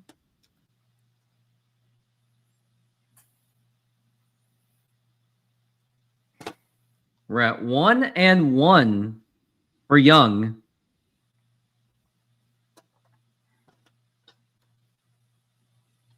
And now here's the pitch. And now here's going to be a dribbling foul ball. And Cole Young really would have had to run for his life on that one. No. You are happy that that was a foul ball because that would have ended the inning. That's what I'm saying. That's why I said he would have had to run for his life. Yeah, because there was no way he was running that out. Because either Also, the pitcher was going to tag him out or they were going to just throw it to first base, and that was it. Pick 807 or 806. We're at 1-2, and now it's going to be time away from the bag. 807 or 806. Let's go down to those and let's see. Immaculate Grid's going to take some sweet time because it's The 1-2. And popped up, and this actually could end the inning. Is that going to be foul enough? And Machado makes the catch, and that's going to retire the side. And you want 807 or 806? 807 or 806. You got to make a fast decision. Let's go 807. And we'll go play center field Diamondbacks. Let's go with Gurriel. Yuri Gurriel? Lourdes, not Yuli. I was hoping he had. Okay, 2,000 career hits, played center field, Craig Biggio. Nope. No. Played center field, 2,000 hits. Oh no, right, I lost a pick. Here, I'll make up for it. I'll make up for it. Okay. I'll give you speed. Yeah, not good. Okay. 2,000 hits, 100 run season. Let's go with Cano.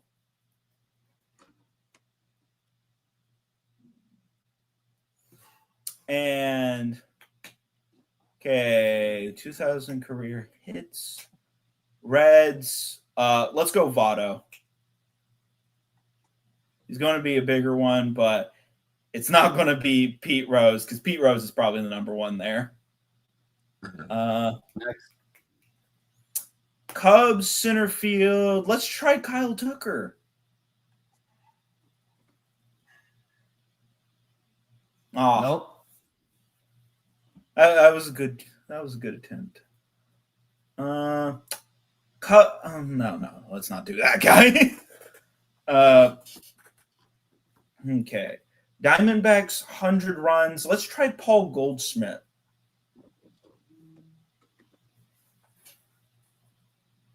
And we are back from the break, and it's over. 4:53.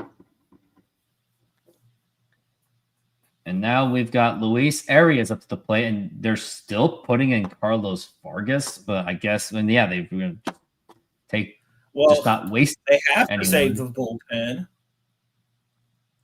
Yeah, in case they maybe go into extra innings, maybe, and you don't want that.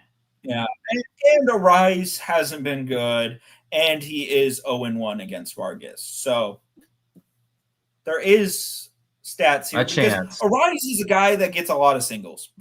That There is you go. He basically did not. claim for fame. Is the guy hits a lot of singles. Now we're at 1-2, or I believe 0-2.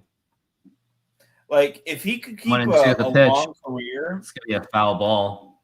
like, and got 3,000 hits, it wouldn't surprise me if almost 3,000 of those hits were singles. Which, there are only 2 guys that have 3,000 hits that are just The singles. pitch. And that's going to Those be are the two popped up and 4,000 fouled.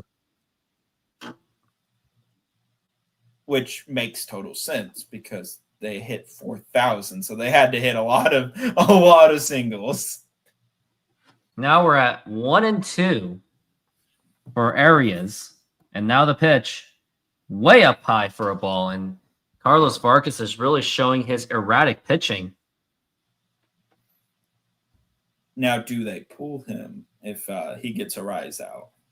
I have no idea. As we're at 2-2, and now the pitch. And now here's going to be a ground ball, and here's Suarez throw to first in time. Because you got Machado, O'Hearn, and then Bogarts. Maybe.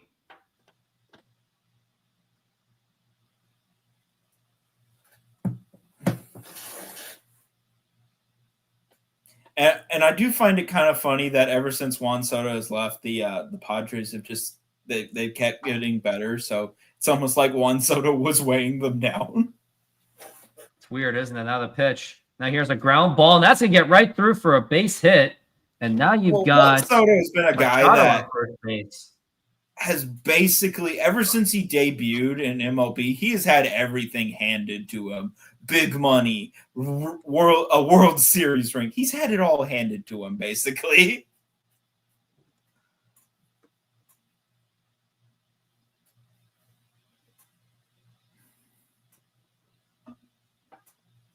Like the only thing I don't think that has been handed to him has been now the pitch, an MVP. And that is 0-1 to Ryan O'Hearn.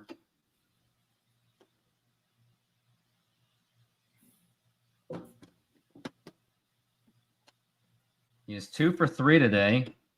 And now the pitch. Now here's a ground ball. Could be double play ball. Here's Crawford going to first base that was a good, in time. Good save of the bullpen there. Now it's time for the immaculate grid. Oh, geez.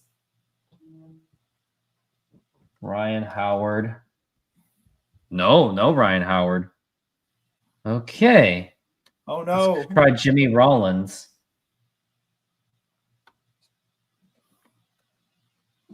Maybe Vlad Guerrero. I'm actually going to guess one there. On the first one you did, I want to see what he would be.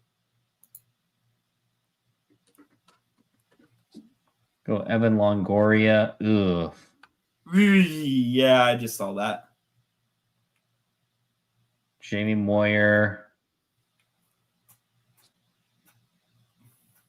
Trey Turner, because I'm lazy. David Eckstein.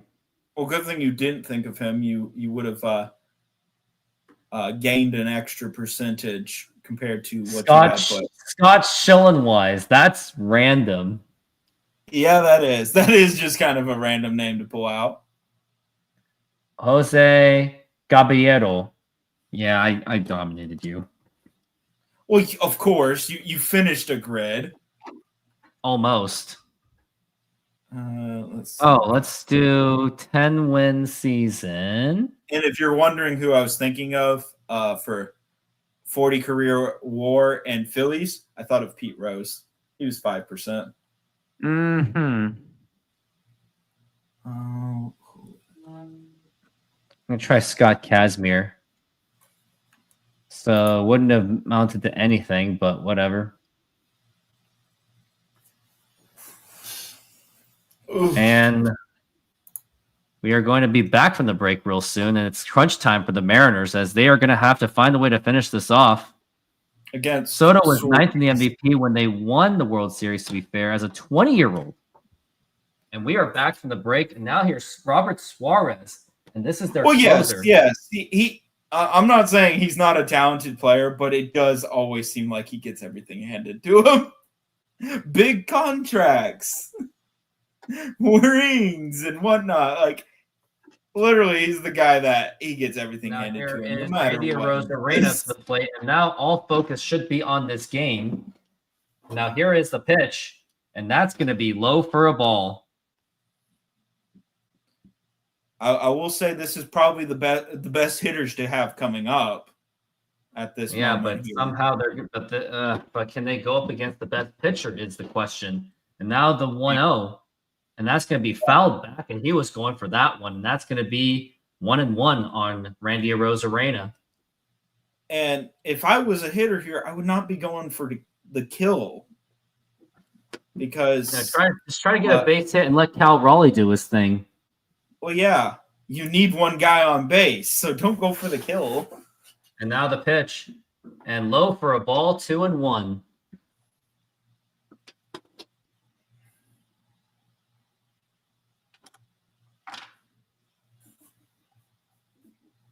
And now at 2-1 again. And now the pitch. Why? That was a horrible swing. All pitches. That was a terrible swing. And look, he's just going to step back and not swing at it, and it's going to be strike 3. Just watch. As we're at 2-2. Just have his and the pitch. Low crossed for a ball, and he could have been at ball 4 by now. Well, yeah, that would have been ball 4. Then again, like if the last one was a ball, then he would have came up with something else anyway. So who knows? You just never know. And now we're at 3-2 because he was trying to fool him. That's what it was. Yeah. And now here's a 3-2.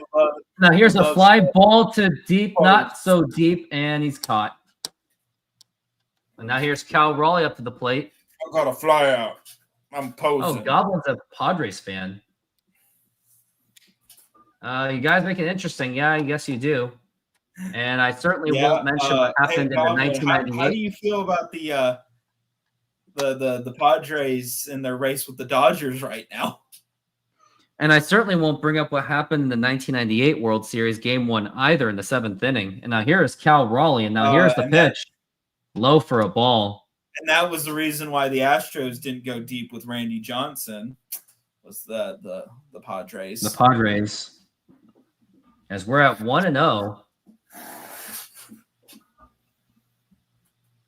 And now here's the pitch. And that's going to be a foul ball. Just got under it. And that's going to be 1-1. I think all Cal Raleigh is thinking right now is just trying to hit the bomb. Well, yeah, I don't think 51. Not only just to get to 51, but I don't think he can trust Julio in the clutch. Now here's the 1-1. And that's going to be fly ball popped up to left field. And that is just in the air way too long. And he makes the catch, and that's going to be 2 outs. And the Mariners are down to that final out. I also think Cal thinks he has to carry this entire team on his back, which that's basically what he's done. He has been carrying this team. He really if Cal does not have the season he's having right now, the Mariners are not in this. Probably not. I think it's safe to say they are not in this because their pitching staff is not, has not. Here's the pitch to Julio. And now enough with the side chatter. We just got to really focus on the fact that we have 2 outs. Career versus Robert Suarez. He is 0 for 2 with a strikeout. So the odds are not good to extend this game as we're at 0-1 for Julio Rodriguez. Now the pitch, and that is outside for a ball. Now, if he does draw the walk, that can give Josh Naylor the opportunity. So Julio doesn't necessarily have to. He doesn't necessarily have to go for that home run. And look up Naylor's numbers against Suarez. And now here's the 1-1, and that's going to be a foul ball. And the Mariners are down to that final strike. It was the bullpen of Ferguson that caused the Mariners to really waste an inspiring comeback done by Randy Arozarena and Luis Suarez. And now it comes down to this. Now the 1-2 and low for a ball. And that is now going to be 2-2. Julio is 2 for 3. So you would like his chances to at least somehow get on base. Which that's all he has to do. Naylor had 2 outings, and he has 2 at-bats against him. And 2-2. Now here's a liner to right field, and that's going to be caught by Fernando Tatis Jr. That was a catch. And the ball game is over. The Padres now even the series to make it 1-1, and that was all thanks in part. That was all thanks in part to Caleb Ferguson really blowing up that game. And also, a couple things to point out. Dan Wilson with his atrocious decision with the bullpen. Although I did say, maybe that could be a good idea. But the thing was Castillo was, but Castillo, you can say all you want about Castillo in the first inning, but the job wasn't taken care of after that because Castillo did upheld his job after the first inning. And then how about the fact another inning? And the fact that not only that, but what about the fact that Dom Canzone was still allowed to hit after striking out twice and hitting a ground out when maybe that could have gone to Victor Robles, especially if he's not been suspended yet, because it's still on appeal. Though honestly, I don't think he's going to win that appeal. Did you happen to see his crash out? Yeah, I did. He threw it back. Yeah, he's not going to win that appeal. Well, I'm going to take a minute break because I got to go to the bathroom so we can talk about my fantasy baseball, which I will be doing, and I will be right back. We're making half pineapple, half tiki with barbecue chicken. You put the garlic.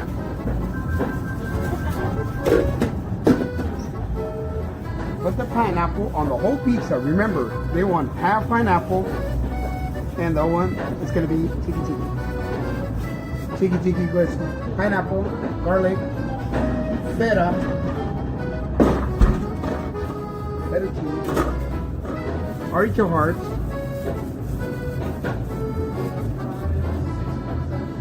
and the chicken. And we're going to spread some barbecue on top.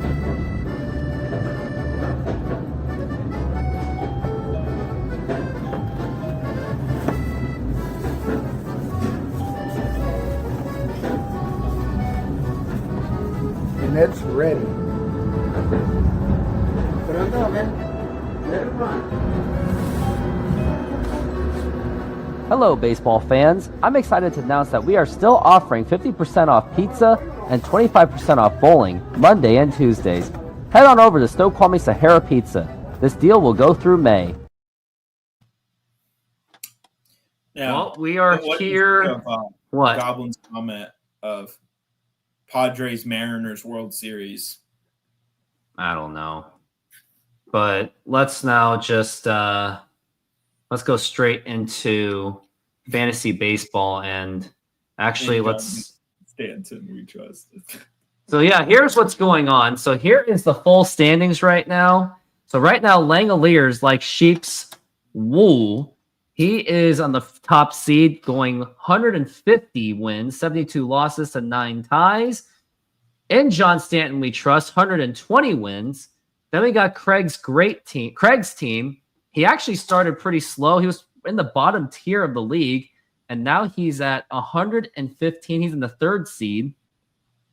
Then we got Canseco's Car Wash. He's in the 4th seed with 118. Then we got Greg's Great Team that he calls himself, 111. And then we got Peanut Butter Ellie Time at 109. Those are if the playoffs started today, which it will start next week, that is who you're going to get for the playoffs. So here's the projected playoff bracket right now.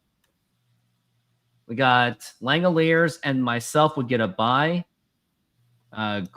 Greg's Great Team and Canseco's Car Wash would go against each other as 4s and 5s.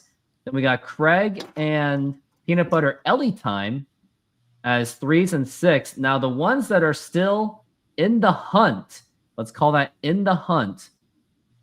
We've got Macaroni and Cheese is still in the hunt. And we got Joe's Finest Team. That's known as the Jay Trident Podcast. He is technically in contention, like he's technically still in it.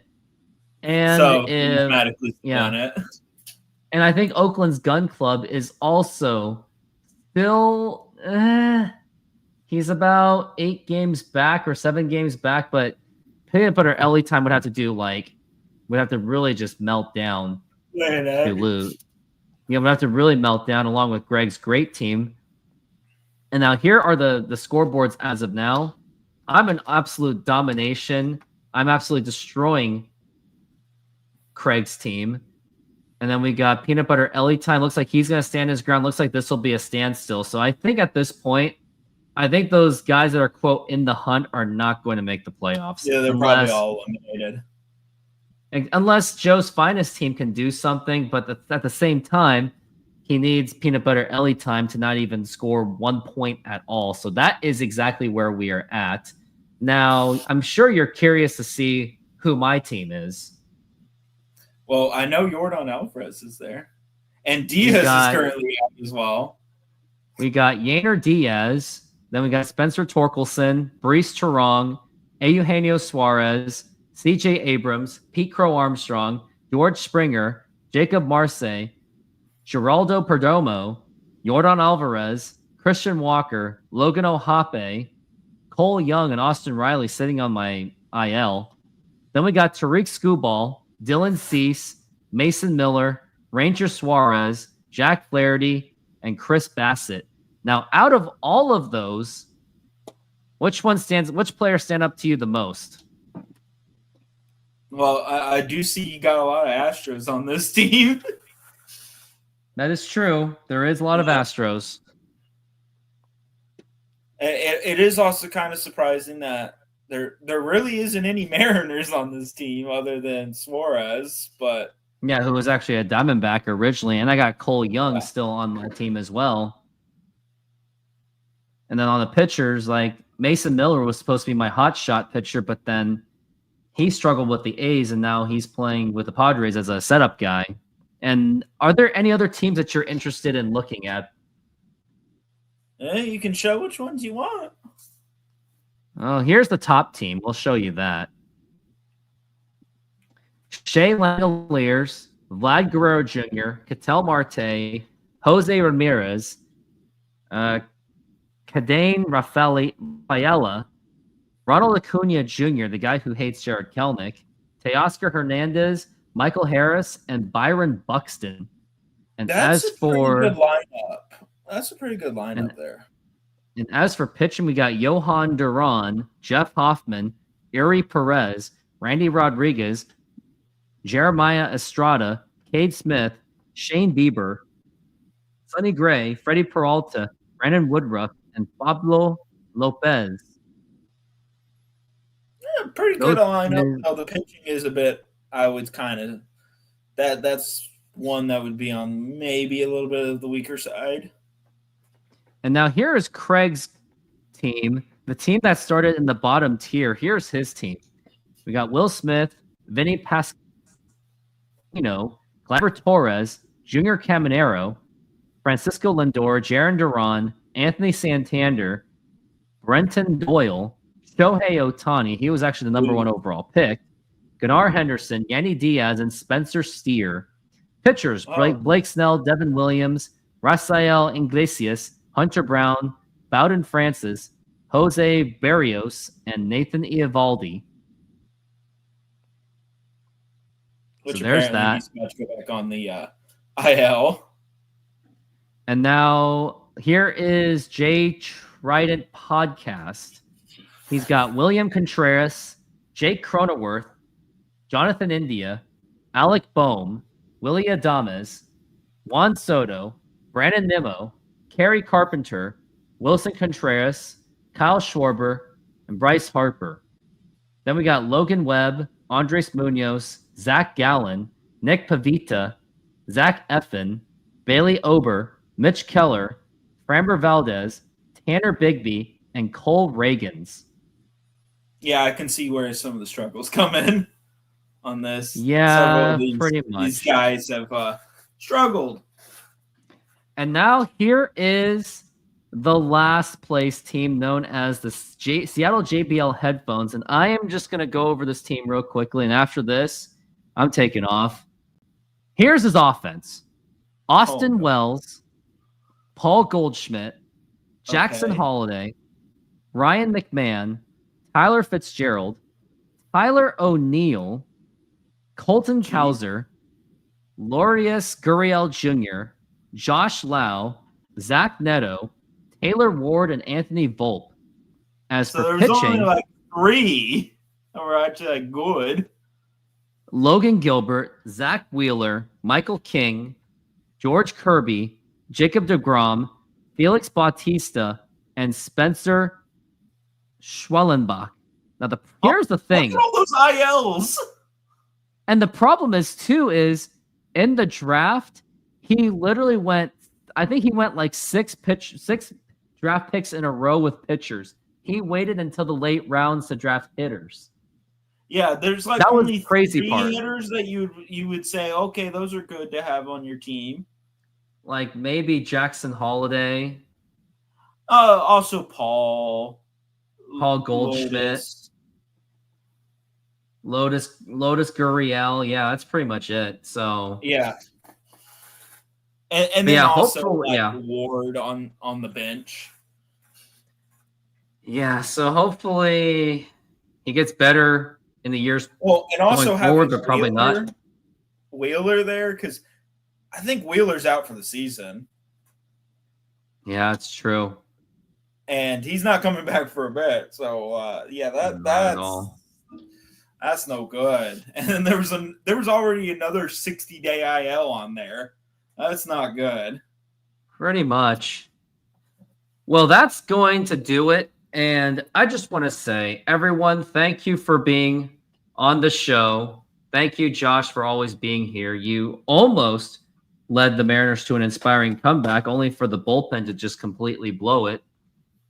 And everyone else, I appreciate all of your engagement. And let's also shout out to RGR21 for giving me $12 and Fritz for also giving me $1. And everyone, all I can say is painfully saying, go Mariners. Go Astros.